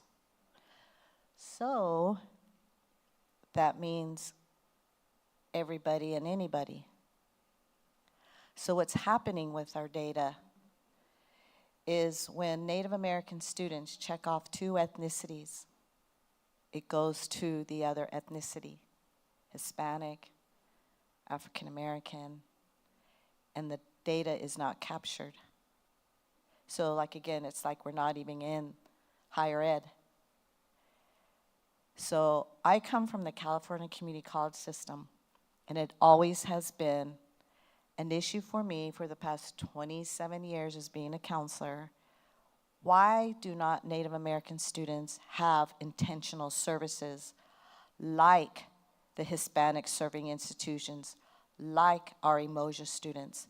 This doesn't just happen to Native American students. This also happens to our Asian Pacific Islanders. So therefore, their numbers are low and slowly climbing to also have intentional services. I always make a joke with my Hispanic colleagues. You can thank a Native for your dollars. My African American colleagues, you can thank a Native for your Emoja counselor. So this year, our chancellor's office, the California Community Colleges has 116 community colleges in this state. The closest one to the Coyote Camp is San Bernardino Valley College. Our chancellor's office gave $600,000 to 20 campuses this year. And one of the recipients, college, is here today. Can you stand up, please? He is from Mount San Jacinto Community College. The college is located next to our Liseño people, the Saboba Reservation. So they were able to have great data to show student success numbers for Native students. And so now they're responsible for establishing Native American student success programs. So Indian Country is watching for these 20 campuses to be successful because it's a pilot program. Let me say that again. It's a pilot program. They didn't do a pilot program for our HSI schools. They didn't do a pilot program for Emoja programs. But they put Native American Student Success Program as a pilot. So if those campuses are successful, therefore all the rest of the 96 community colleges can get funding. My campus can get funding. When I do my data, when I pull my data for my students, I do 2 researches. 1, for Native students only. 2, Native students and other, because therefore my numbers are more robust. But I'm one and only person that has to reach out to my students. And the way I use that reach out is every year I have my Native American dancers. And Assembly James Ramos' nephews came and sang bird songs for us, because that is how I can get students to say, look, here I am, and I make our presentations go live Zoom on my campus. We have on my campus, we have on Facebook, it's called VVC Chat, and I flood that VVC Chat. Students come see me, and you know what I receive on my campus? Attaboy, Pam, thank you for reaching out. So, when I talk about those 3 lessons that my father taught me, speak up, raise your hand, you push hard to be in front of that line. In my campus in Victorville, we've become a very diverse community since 1997, but we have a lot of snow on our mountain. Do you know what that means? Yeah, my administration doesn't reflect the high desert community. Therefore, Native students aren't looked after.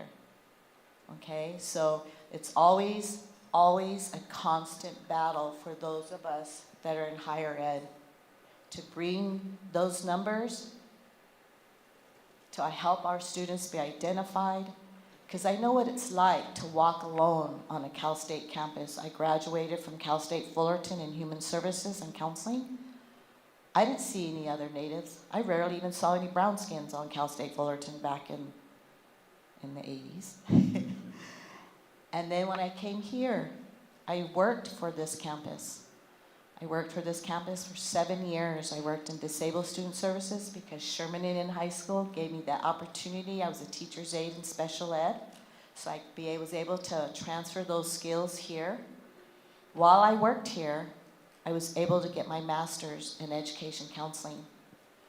2 years after working in disabled student services, I began to work in admissions and records in outreach. And guess what school I got to reach out to? Sherman Indian High School. That was my baby.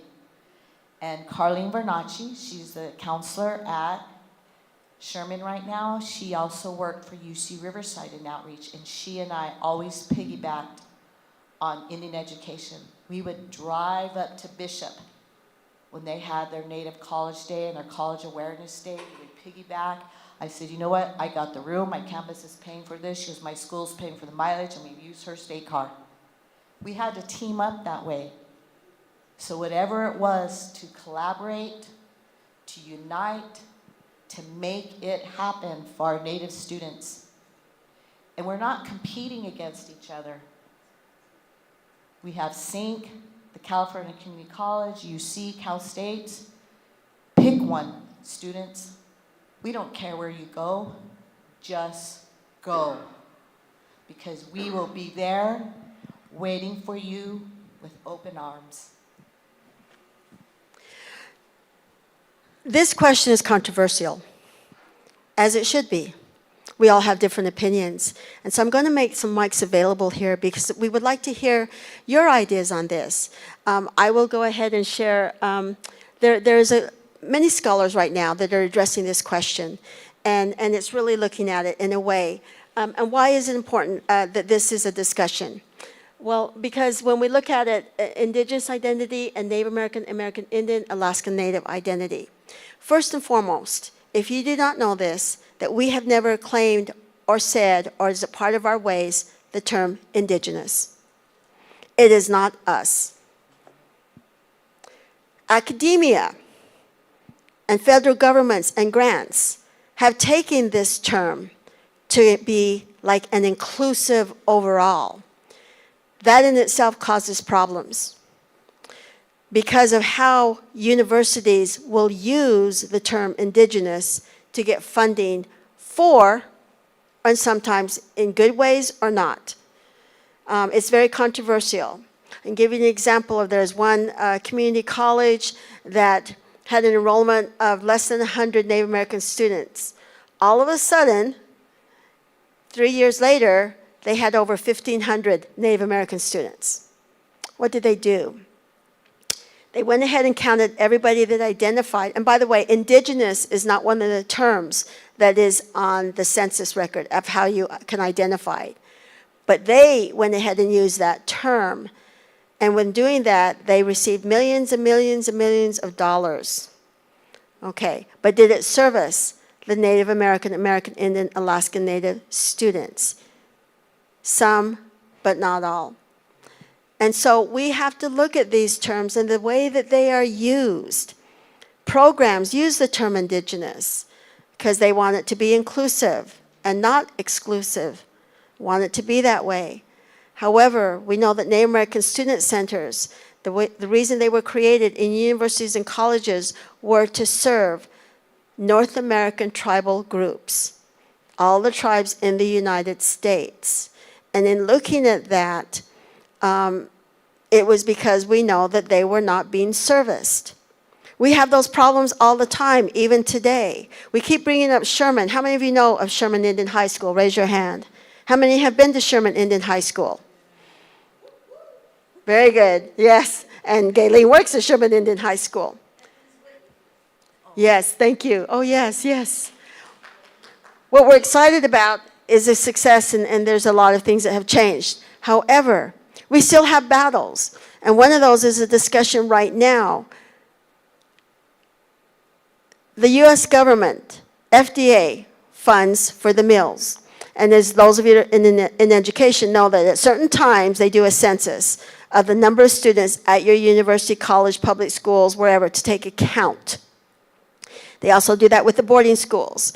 And at that particular week, they do everything they can to count the students that are in school. Okay. All right. And so when doing that, what they end up doing is they count the students. The biggest problem going on, not the biggest, but one of the biggest problems at Sherman right now is they receive funding for FDA for 5 days. Sherman is a boarding school. They are there 7 days. The student, they do not have money and funding to feed them on the weekends, on Saturday and Sunday. That is happening today. The children there cannot go, they get only 2 meals on the weekend. Now, how many of you only have 2 meals a day? Some of you, okay? But for growing young children, coming into adulthood, you know, they need to be nourished. And so they can only, and they cannot go back for seconds, okay? And so we see these issues going on in Indian country. And we're not going to get through all of these. I would like to have one person respond here to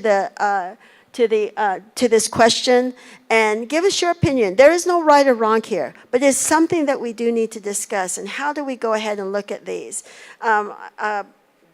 Yes, would you please come up and take the mic?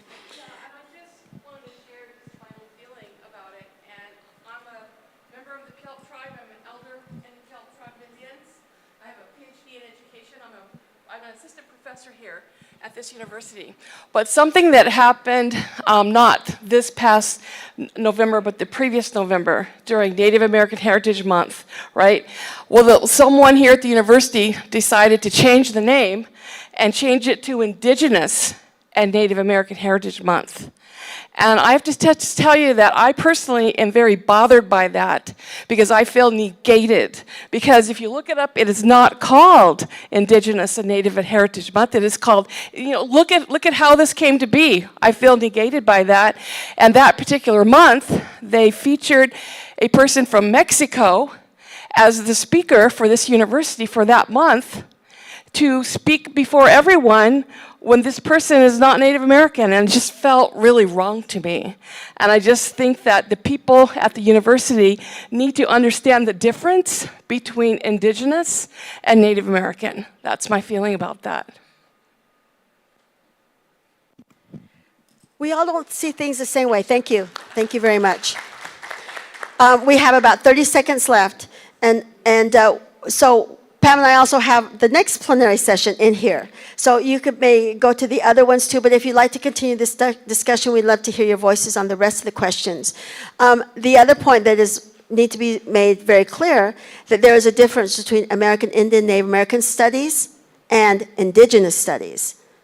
All right? A big difference. And yet our colleges and universities and people that hire do not see that. So when you look at job searches and all of those things, it's very important that we recognize that.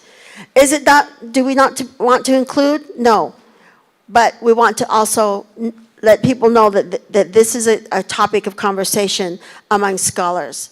All right, we are going to go ahead and end. Please find your way to some other fascinating workshops, but we're also going to continue here with the next 3 questions. Thank you.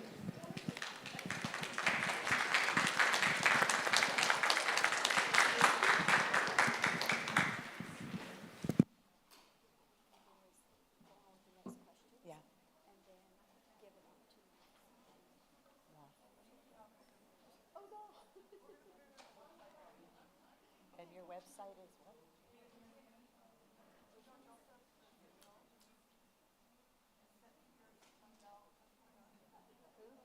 Who sent you out here?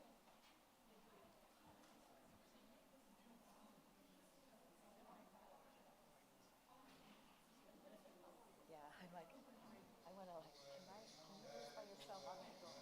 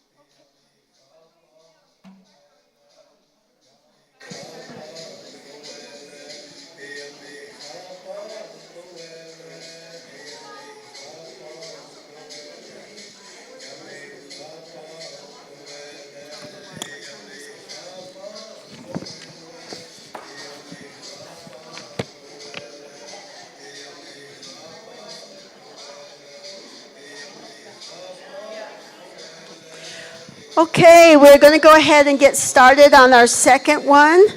And right after this will be lunch. Excuse me?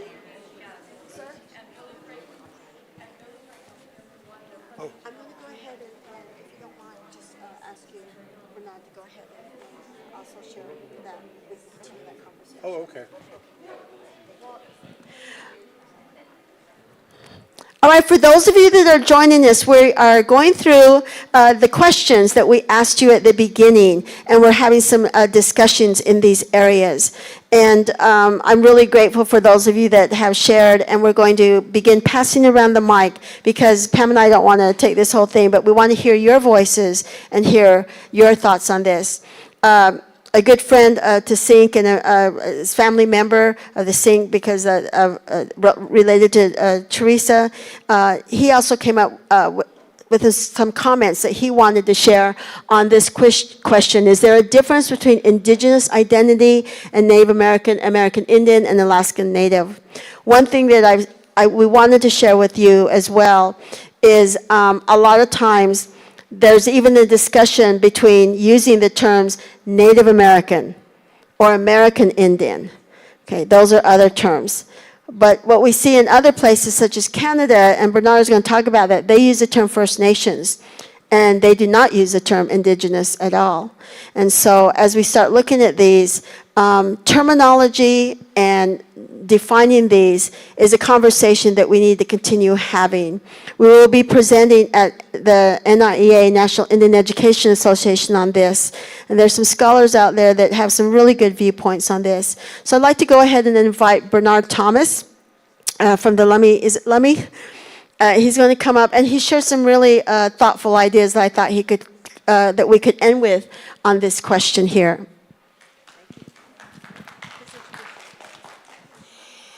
Good morning.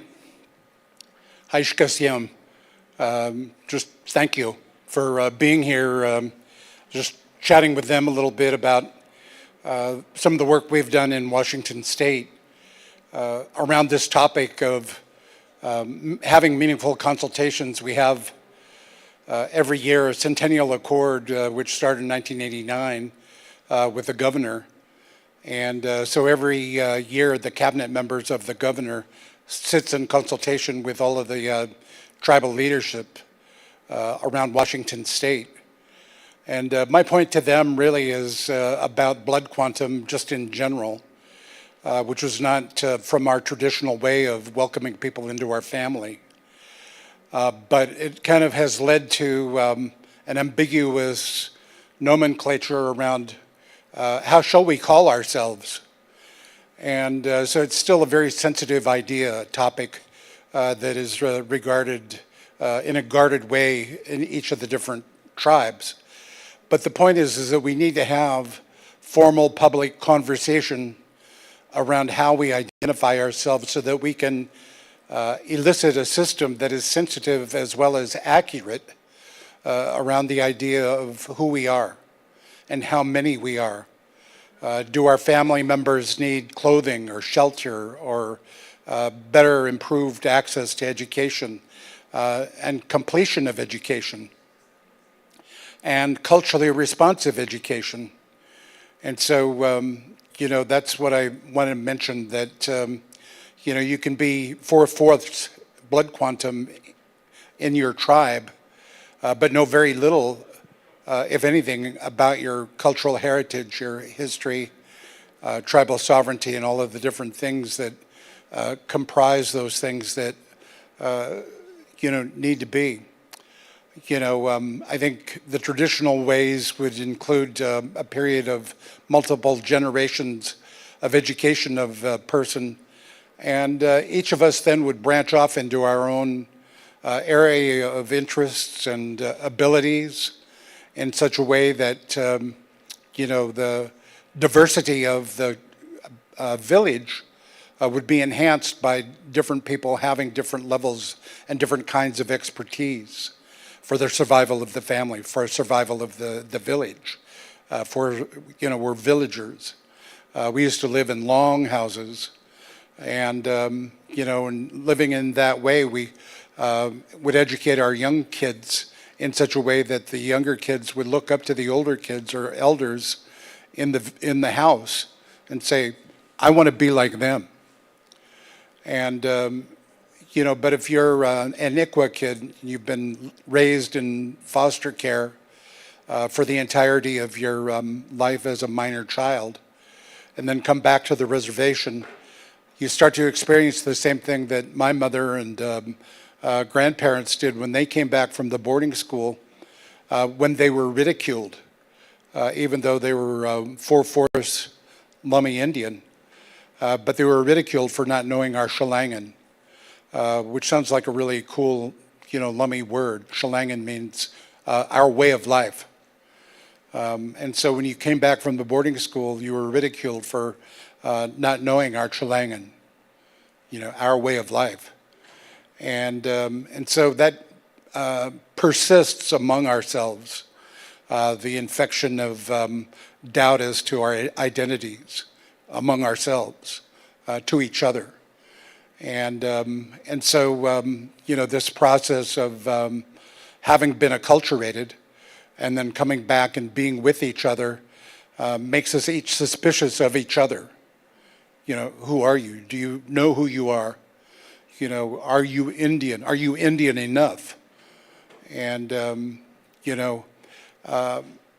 but that, I think speaks to this whole issue of having meaningful consultation and making the system accountable to each of us as our formal governmental ties to the federal government to fulfill its trust obligation for once and for all. And then between each other, I think we need to have that ongoing conversation. And if we are unhappy with blood quantum, which also is a very sensitive topic, then we need to be able to maybe impose upon the tribal colleges and universities a system by which we have a curriculum designed to educate our youth and our people of any age. What is our culture? What is our language? What is our history, which goes back before 1492? And, I think the stories, especially the traditional stories, in our language, they have to be told from the beginning to the end, with no breaks in the middle. You can't parse out these stories. But these stories contain a lot of scientific taxonomy and, help inform the listener to be prepared for the future. That's kind of the underlying philosophy within our languages. And so the idea then being that we, not being able to foster our identity is just an English word that means ideas that we get about ourselves, from ourselves and from others over time. And the idea that we have about ourselves is kind of incomplete or inaccurate because we've been told a lot of things by spaghetti Western movies and ideas, that come from Hollywood or, from the mainstream, but not from each other, not the holistic, comprehensive, fantastic view that come from our language, which enriches not just our ability to communicate, but enriches our very soul, connecting us both to our ancestors as well as to the children yet unborn, and speak to us in a manner in which each of us then is able to enjoy a life of riches and wealth of knowing our family. And, when I was greeted by my elders, when I walked into the room, they treated me like a rock star just because you are family. And, that was like gold to them. And I never quite understood that. But now having learned the language and more about the ways, I can really understand and, welcome the opportunity to share that with you today, that we just need to have these ongoing understandings of how did we get our idea about our identity? where did that come from? And is there a more comprehensive, accurate, wholesome, better way for us to understand our identity that is more welcoming and more inclusive of any of the indigenous people, whether they were put here through the Indian Relocation Vocational Education Act of the 1950s that were summarily dismissed when the program suddenly ended without warning, leaving those people wherever they were at. A lot of them were moved to California. And so you have a lot of people that are indigenous, but not necessarily tied to their own tribe. They're not necessarily enrolled in their tribe. They're just here and starting to discover, hey, you know what, I think I'm Indian of some kind. And so the community college and the tribal colleges and universities have an opportunity to dismiss these things that we've been told about our identity from others that were completely wrong. But it's our obligation, our duty really, to have this conversation with each other, try to get it right and to use these opportunities to begin to heal over those suspicions that we've had about ourselves, that kind of false sense of, I might not be good enough. People have this cool idea about me, but I'm not sure I trust that. And, and I just think that having this conversation is encouraging, is needed, it can heal. It can also hurt in the process, I think, a little bit unintentionally or intentionally, just because we have these very strong impressions about things that we've been told that we grew up with that seem like that's the way it needs to be, but it doesn't. But that's part of the process of having higher education institutions that should not be accredited by an ongoing, existing Western European accrediting entity, but by ourselves. My old teacher, Vine Deloria Jr., used to say, if we are sovereign, then we need to begin to act sovereign, meaning that we need to be self-determining. And that part of our identity needs to then be shared by each other, encouraged by each other, and then taught to our children in such a way that that multiple generation thing can start to happen in a more holistic, comprehensive way that is inclusive. Because we are each rock stars to each other. We're family. Hey, I love you guys. Thank you.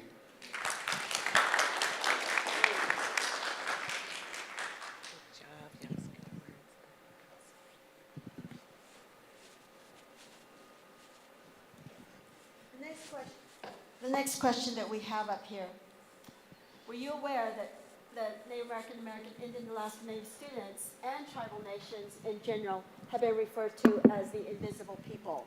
And when we look at the results of that, a good percentage, I think it was over 80% of you, did know that. Has it ended? No, it continues. It continues in the spaces of our educational systems. Does it fall under institutional racism? Yes? No? Some of you are nodding your head yes. Do we have institutional racism still at our campuses and universities? Absolutely, and I could give the mic over to Dr. Fenelon. He could talk all day about that. Because we do have these issues. I'd like to have one person give you about 2 minutes if you would like to also make a comment on this question.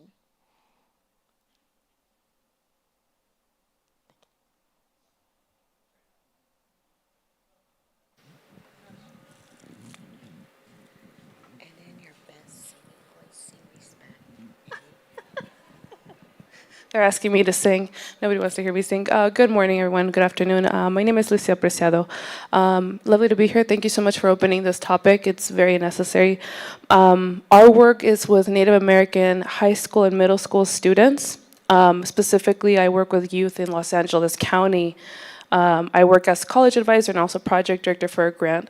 And I can't tell you how many times I have to go chasing the high school counselors to identify the Native American student population in their high schools and middle schools because they don't know. And that translates into college readiness, accessibility to higher education. Thank you for also bringing that up. Because a lot of these students, they'll graduate with the state requirements, but they are not A through G graduating UCCSU eligible. So this question about invisibility, it starts middle school, high school, and it continues into higher education. So I can't stress enough, that this is certainly a question that is long-term work for us. So I just want to say thank you. Thank you for sharing this question in the survey, because it's very significant. Thank you. One of the things that we do know that happens is when students, again, there's that count time in the public schools, and what they end up doing is sometimes the parents do not fill out this question, or the students do not fill out the racial ethnic identity question on there, and it's left blank, or they haven't even filled out the emergency card.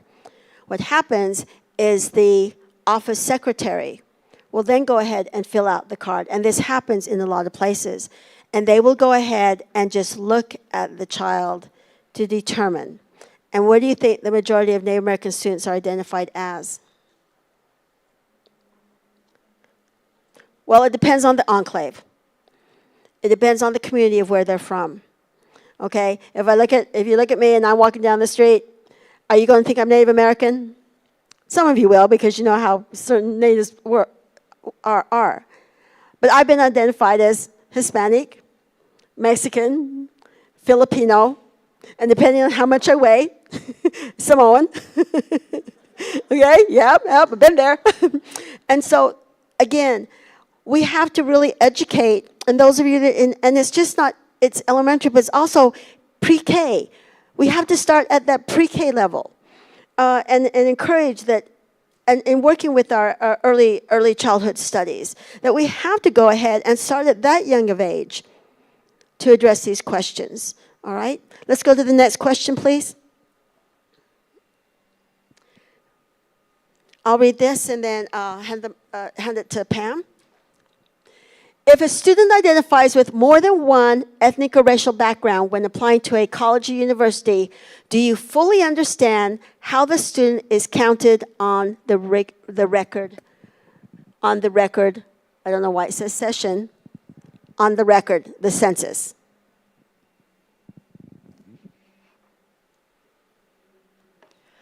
Well, I had just attended a Zoom workshop for the California community colleges, and they had talked and addressed this very issue about data collecting. And then they showed the Asian one. There were 13 identifiers that the Asian community could identify with. A Native American, that was it. I'm like, okay, so what's so hard about this? So in our systems, if, like I had shared before, if they check off 2 ethnicities, we are not captured in that data.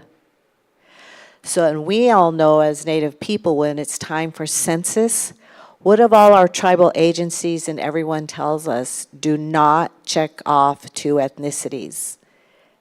Claim if you're in the urban setting, only check Native that lives in the household. And that's because the Fed government funds all the the non-tribal agency, the urban Indian agencies, like in California, we have UAII, United American Indian Involvement, which back in the day, very historical, was called Los Angeles Center, Los Angeles Native American Center. So because of that data, that's how they get funded. There was, in Orange County, it was called the Southern California Indian Center. Totally lost funding and they closed down. So the tribes that are in Orange County, your Tongva, your Oshaman, and all the other urban Indians, there's no services for them in Orange County. And they used to run a gentleman by the name of Philip Hale. He was so inspirational to the youth.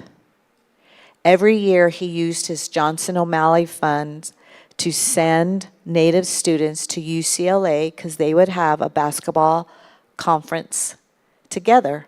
The Native students at UCLA ran this conference. Students had to go to the conference before they could play ball. That was, if one of their team members missed it, the whole team got disqualified for the tournament. And I coached the girls. Another person would coach the guys. And Miss over here, Miss UCLA, they're getting ready to have it again pretty soon. But now that center does not exist.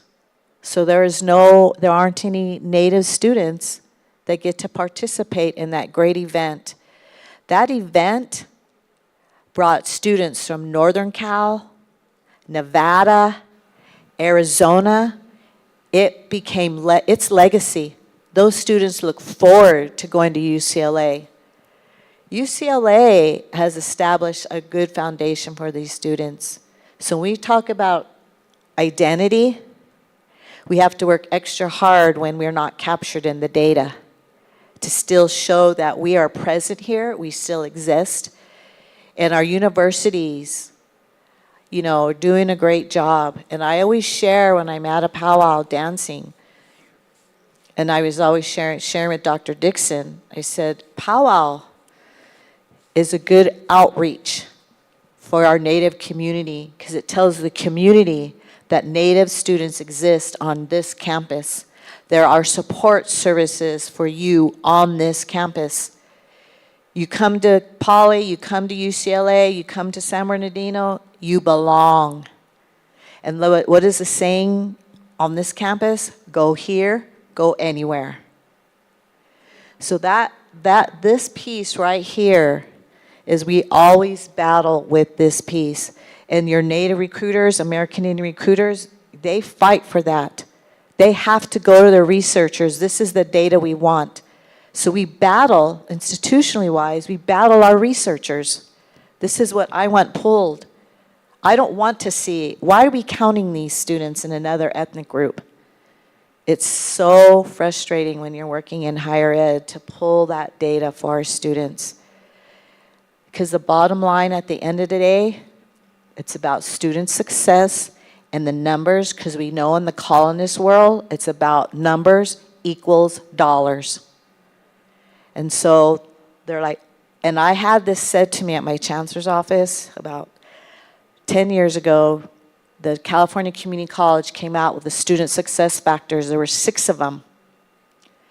And she was presenting on my campus, and I said, in that survey, how many Native students were in that survey?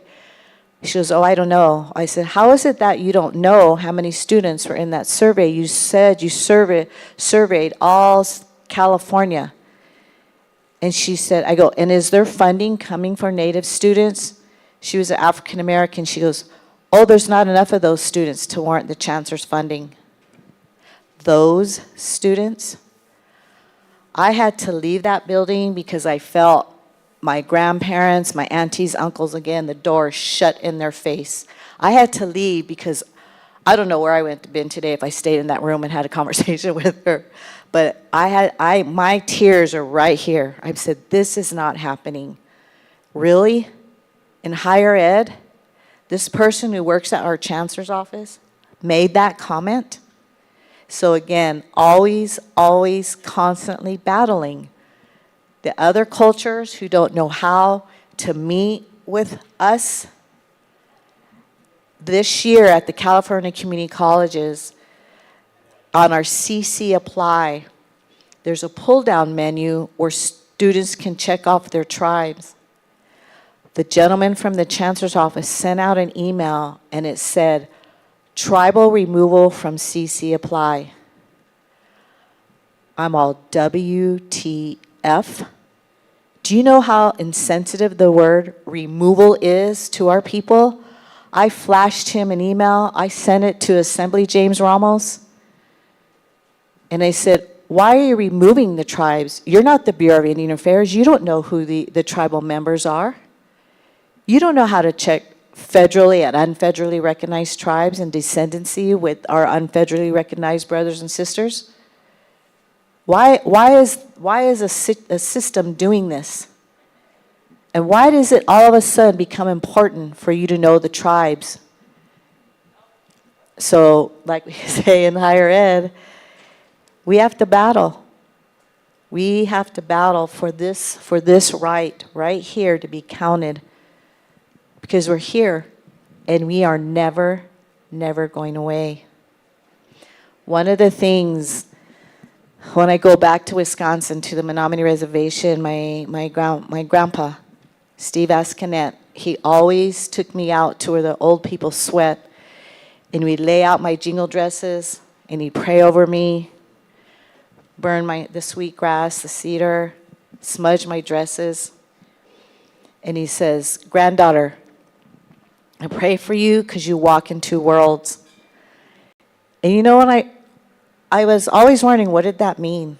Because as growing up, my parents always connected me to the Native community, softball, basketball, church, education, Title IV. And I'm like, what does he mean? I go, what does that mean, Grandpa? And he says, because you got to walk in the white world when you leave the reservation.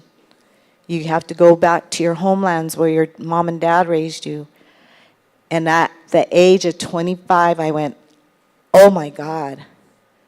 So that's what our students are doing, having to learn to code switch. We can't say A in the classroom. We can't do this. Over there, over there. We're told pointing is rude, but what do the teachers and everybody point? They point. That's not how we were raised. So our students have to code switch. Our students, we want them to feel like they belong. No touching the hair. I had a friend, her son, his warrior hair is down to here. He was in the classroom. An Asian teacher went up, touched his hair and said, you need to cut this. This just happened 2 months ago. Fortunately, he has parents that are very assertive. So they got their Title VI folks together. They went to that school. And when they brought it culturally, when they showed the dances, they educated the school about our people. That Asian teacher, my friend, I just saw her at the Cal State Long Beach Powwow 2 weeks ago, and she said she was very emotional because coming from the Asian community, they understand the length of hair and how that provides wisdom, how that's power to us. So every time we go smudge, what do? Smudge our hair. We touch our hair. And we're even taught at the powwows, when you braid your hair, don't throw your hair on the ground because people could use that against you. You don't know who's walking along. And we cut our hair when we're in mourning. And when the hair comes back, it's new growth. Your mourning period is over, so you can walk peaceful in the next journey without that person in your life. So this is what we always have to teach the larger community about what we are about, what our traditional ways are, what is sacred to us. This whole being, our whole bodies. From Mother Earth, I dance jingle. I'm taught to pray. Mother Earth is your power. It comes through your dancing. And when I dance, I think of people who are sick. I think about people in my community. And when I go to dance, it's my time out from my 9-to-5 job. So when we talk about this, we're always, always battling who we are as a nation. Thank you. Thanks, Pam. We're going to take a couple more minutes and just go over these, and we'd like to hear, I'd like to pass the mic on to one of you. I hope you've been thinking about these. Do you know how many Native American, Indian, Alaska Native faculty and staff are employed by your institution or the closest college or university? Okay, this was a fairly high number when we look at the results. But what I'd like to do is I would like to just to go ahead and ask you to just kind of tell us how many faculty are at your Native American, Indian, Alaska Native faculty are at your university or college? Jim.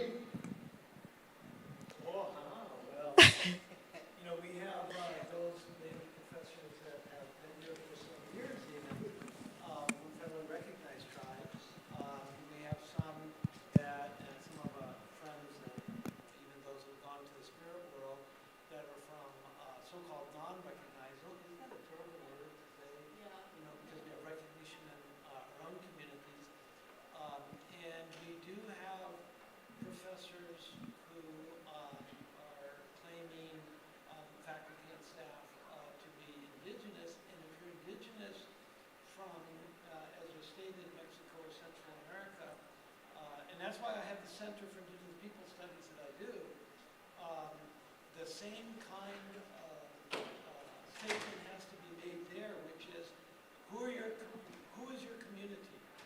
You know, who are the people, what is your attachment to that community? So that, and that was an answer to your other question, so that that's not an abused question. Because all of a sudden you can say you're indigenous from, let's say, Central America or Mexico, and you can manipulate that. And sometimes institutions manipulate it. So we're dealing with that here, and we're revisiting that, because we thought we had addressed these issues. We need to revisit it right here at this university. Thank you. As you can see, these conversations could go on for a very long time. We want to keep this door open. We want to have these communications go on. And so at the end of this session, one of the things that we have accessibility to is Zoom, right? We get to see each other in little boxes. To be able to get together and continue these conversations. I'd like to also share with you that we do have organizations in Southern California, and we'd like to see this expand to other different places. We have what's called the ITEC, Intertribal Education Collaborative. The UCs, the CSUs, tribes, tribal organizations, we all meet together once a month. That list, right now, there's 126 people on that list. And when we gather, we have anywhere from 20 to 40 people, and each campus hosted or neighbor organization to continue these conversations. It's not just talking about it, but it's doing something about it. And so we have a case right now that we're going to be looking at of a young man that lives in Los Angeles that he wants to wear a feather on his cap. He's being told that he cannot wear his eagle feather. This is an issue, and a lot of you are going, that's crazy. We're still, these are our battles. And so we want to, our voices are good, but we have to spread and get our voices out beyond four walls, right? We have to go into other four walls and other spaces to start sharing. And you know what? I get very frustrated when it's like people want to shut you down. You know, they want to shut us down. But we know, and those of us that are here in education and work in the communities and know that we continue to share our voices. So I'd like to go ahead and thank all of you for the participation. We didn't get to go through it as much as we wanted to. We'll continue at some other time, but we're going to also send out another link that if you would like to participate in a Zoom after this session of these conversations, we would like to continue this because we all do not see things in the same way, and we have to hear those voices. All right. I'd also like to speak to any of the scholars in the room, women scholars, because we're getting together to do an anthology on our experiences in higher education. Boy, that book's going to be a killer, isn't it? Okay, yeah, we need it. The other thing is it is now our lunchtime, and we'd like to go ahead, and please know that we always allow our elders to go first. And I'm not an elder yet, so I don't need to go. Kane doesn't make me an elder. But we'd like to go ahead and excuse the elders to go ahead and get in line, and then the rest of us can also go. All right, thank you so much, Esquile. Pam, thank you so much. Love being a partner with Pam. Thank you so much. Thank you. In my Chickasaw language, impa means let's eat.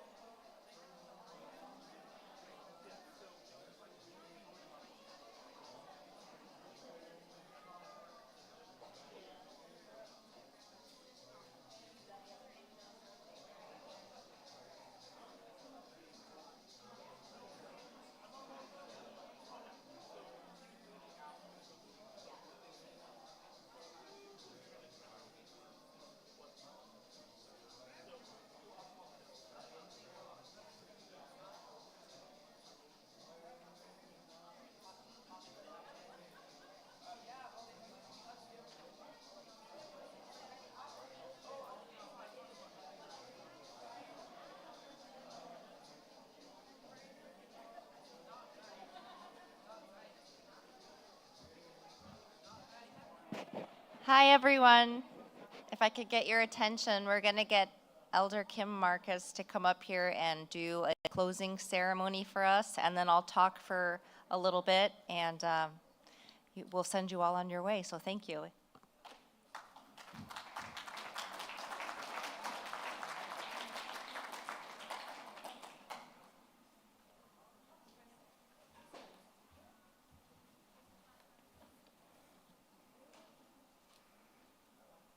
Ne pangkutas ka kui, I'll speak Korea.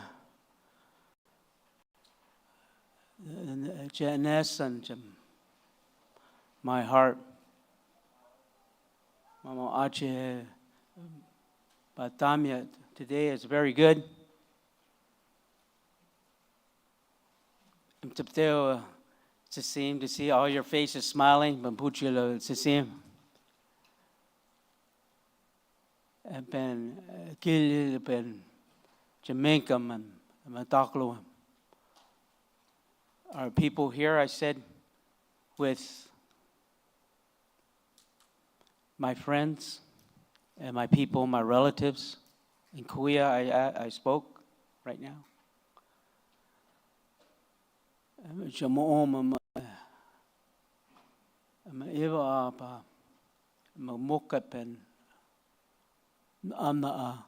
The greatness and our Creator to be here with us, to give us that power, I guess, to go forward, to go forward. And that's on what our big hearts to be inspired, I guess. There's no word for inspiration, but big heart to move forward. And that's how the language is interpreted in Korea. Some words we do not have, but a description of what the meaning of what we're trying to say.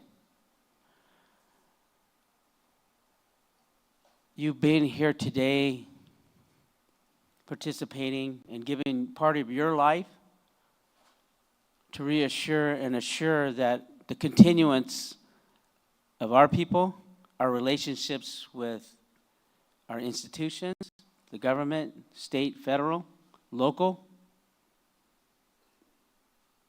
our relationships to each other as a people, to continue to go and strengthen. For our future generations, we have youth that are here today. We do this to assure you as youth that are here today, to assure you that you will have a better generation than what I grew up with, or maybe the next generation that came after me, so that your lives may have a better improvement and sustain, and to be able to go forward in your lives in a positive way. So you don't have to meet the challenges of what our ancestors went through. Our generation went through, Mr. Levi, remember? Our generation that we went through with prejudice and the challenges that we were faced with. And we're bringing ourselves here to know that our people are here with you. That's what we're talking when we talk about, when we open up, our ancestors are here with us, and they're with you. And to give you that strength. And summarizing the event about the accumulation of all of us here today is power. My dad and my elder Albino reinforces that where our people are together like this, the power is there. And the power is there within you. California Indian Nation, we're so appreciative of you to be able to, our school is to be able to provide opportunity for us to gather and to share these strengths, our accomplishments, our challenges. Some call them failures, but there's no failures, there's just lessons learned. And the struggles that we go through on a daily basis in order to sustain our culture, our language, and our communities. And you're all part of that, sustaining our livelihood. Whether you're Indian or non-Indian here today, you're sustaining our livelihood of our people, which we're forever grateful to you for that. Professors, administrators, teachers, students, we'll all have a valuable part in community that are here today. We all have a valuable part to sustain our lives. That's our responsibility as people. And that tells us in our creation story what our lives is. And when you were initiated to, when you had initiation rites, they were taught to you what is your role to society, what your role and commitment to the earth, to the universe, and your relationship to all people, animals, plants, the earth. Those are our teachings. They're people. And your relationship to as a community. And so we're ever grateful to have California State University, San Bernardino, to provide an opportunity in an area and a forum for us to be able to meet. We're forever grateful. And for California Indian Nations College and Kumeyaay Community College, let's give them a big hand for all the process of bringing us together. And you believe in yourself. We believe in ourselves. Stand up. Stand up and give yourself a broad pass. Applaud yourself. The greatness that you are as a people, and bring that back to us, and to know that these young ones right here will have a life and opportunity to continue. You bring that to us, you the people, not us that are sitting here trying to coordinate everything. All these staff that are here, they did a great job. Let's give them a big hand. I mean, I cannot understand what they went through to make this happen, you know. I'm up here as a result of what they did, what you did. When we're speaking up here, it's a result of those at the grassroots that are up here, that are making behind the scenes make this happen. And you make this happen. We have all of our people. I'm looking at my people right here, staring right here, how valuable these elders are. Let's keep that connection with our elders and our youth and our people together, how strong that is. I want to say, thank you so much for allowing me to be here. And I have no other words to express. Sometimes we don't express words. My dad would just look at me, and I knew he loved me. Yeah, I knew my dad. My mom also.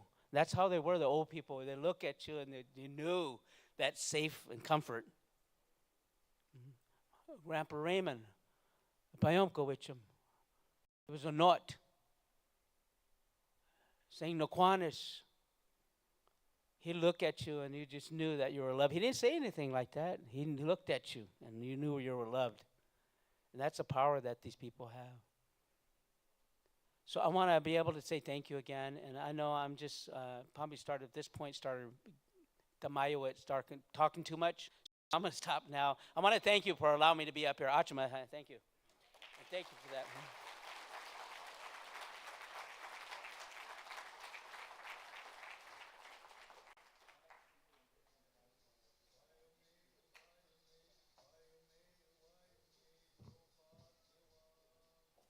Thank you, Klianakpak, which means thank you very much.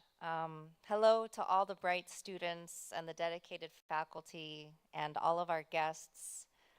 As you all know, I'm the development director for California Indian Nations College.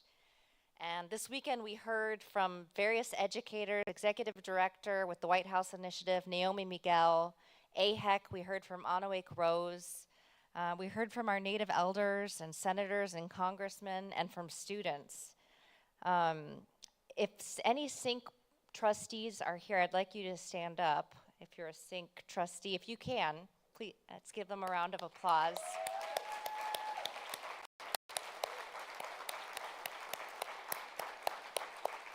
Thank you.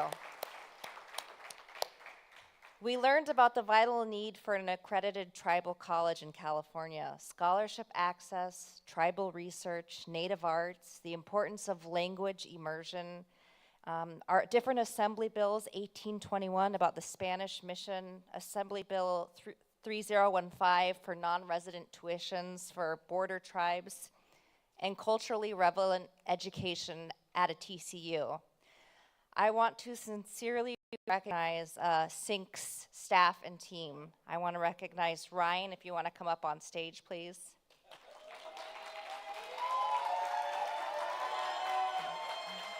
Thank you so much. I want to recognize Regina and Sandra and all other staff. If you would like to stand, Syncs.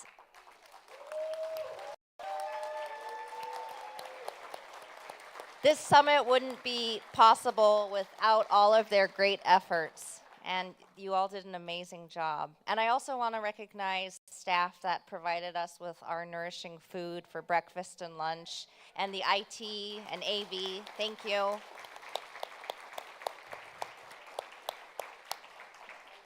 Finally, I want to say to the students of Sync College and other students that I am proud of you. We often don't hear this enough, and we are proud of you, so remember that.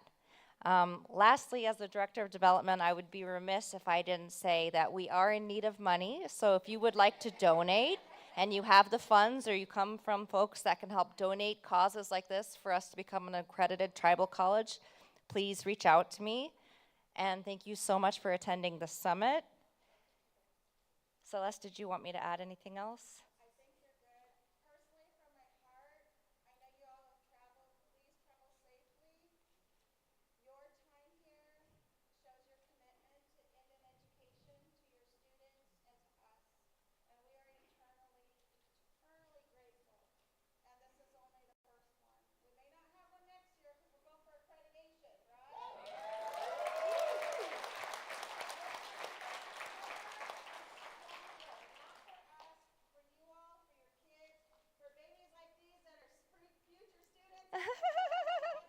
There's so many others. So Ryan has one quick announcement and we're good. Thank you. Give him 20 seconds. 10 seconds. We still have a lot of food and we have to-go boxes, so please help yourself.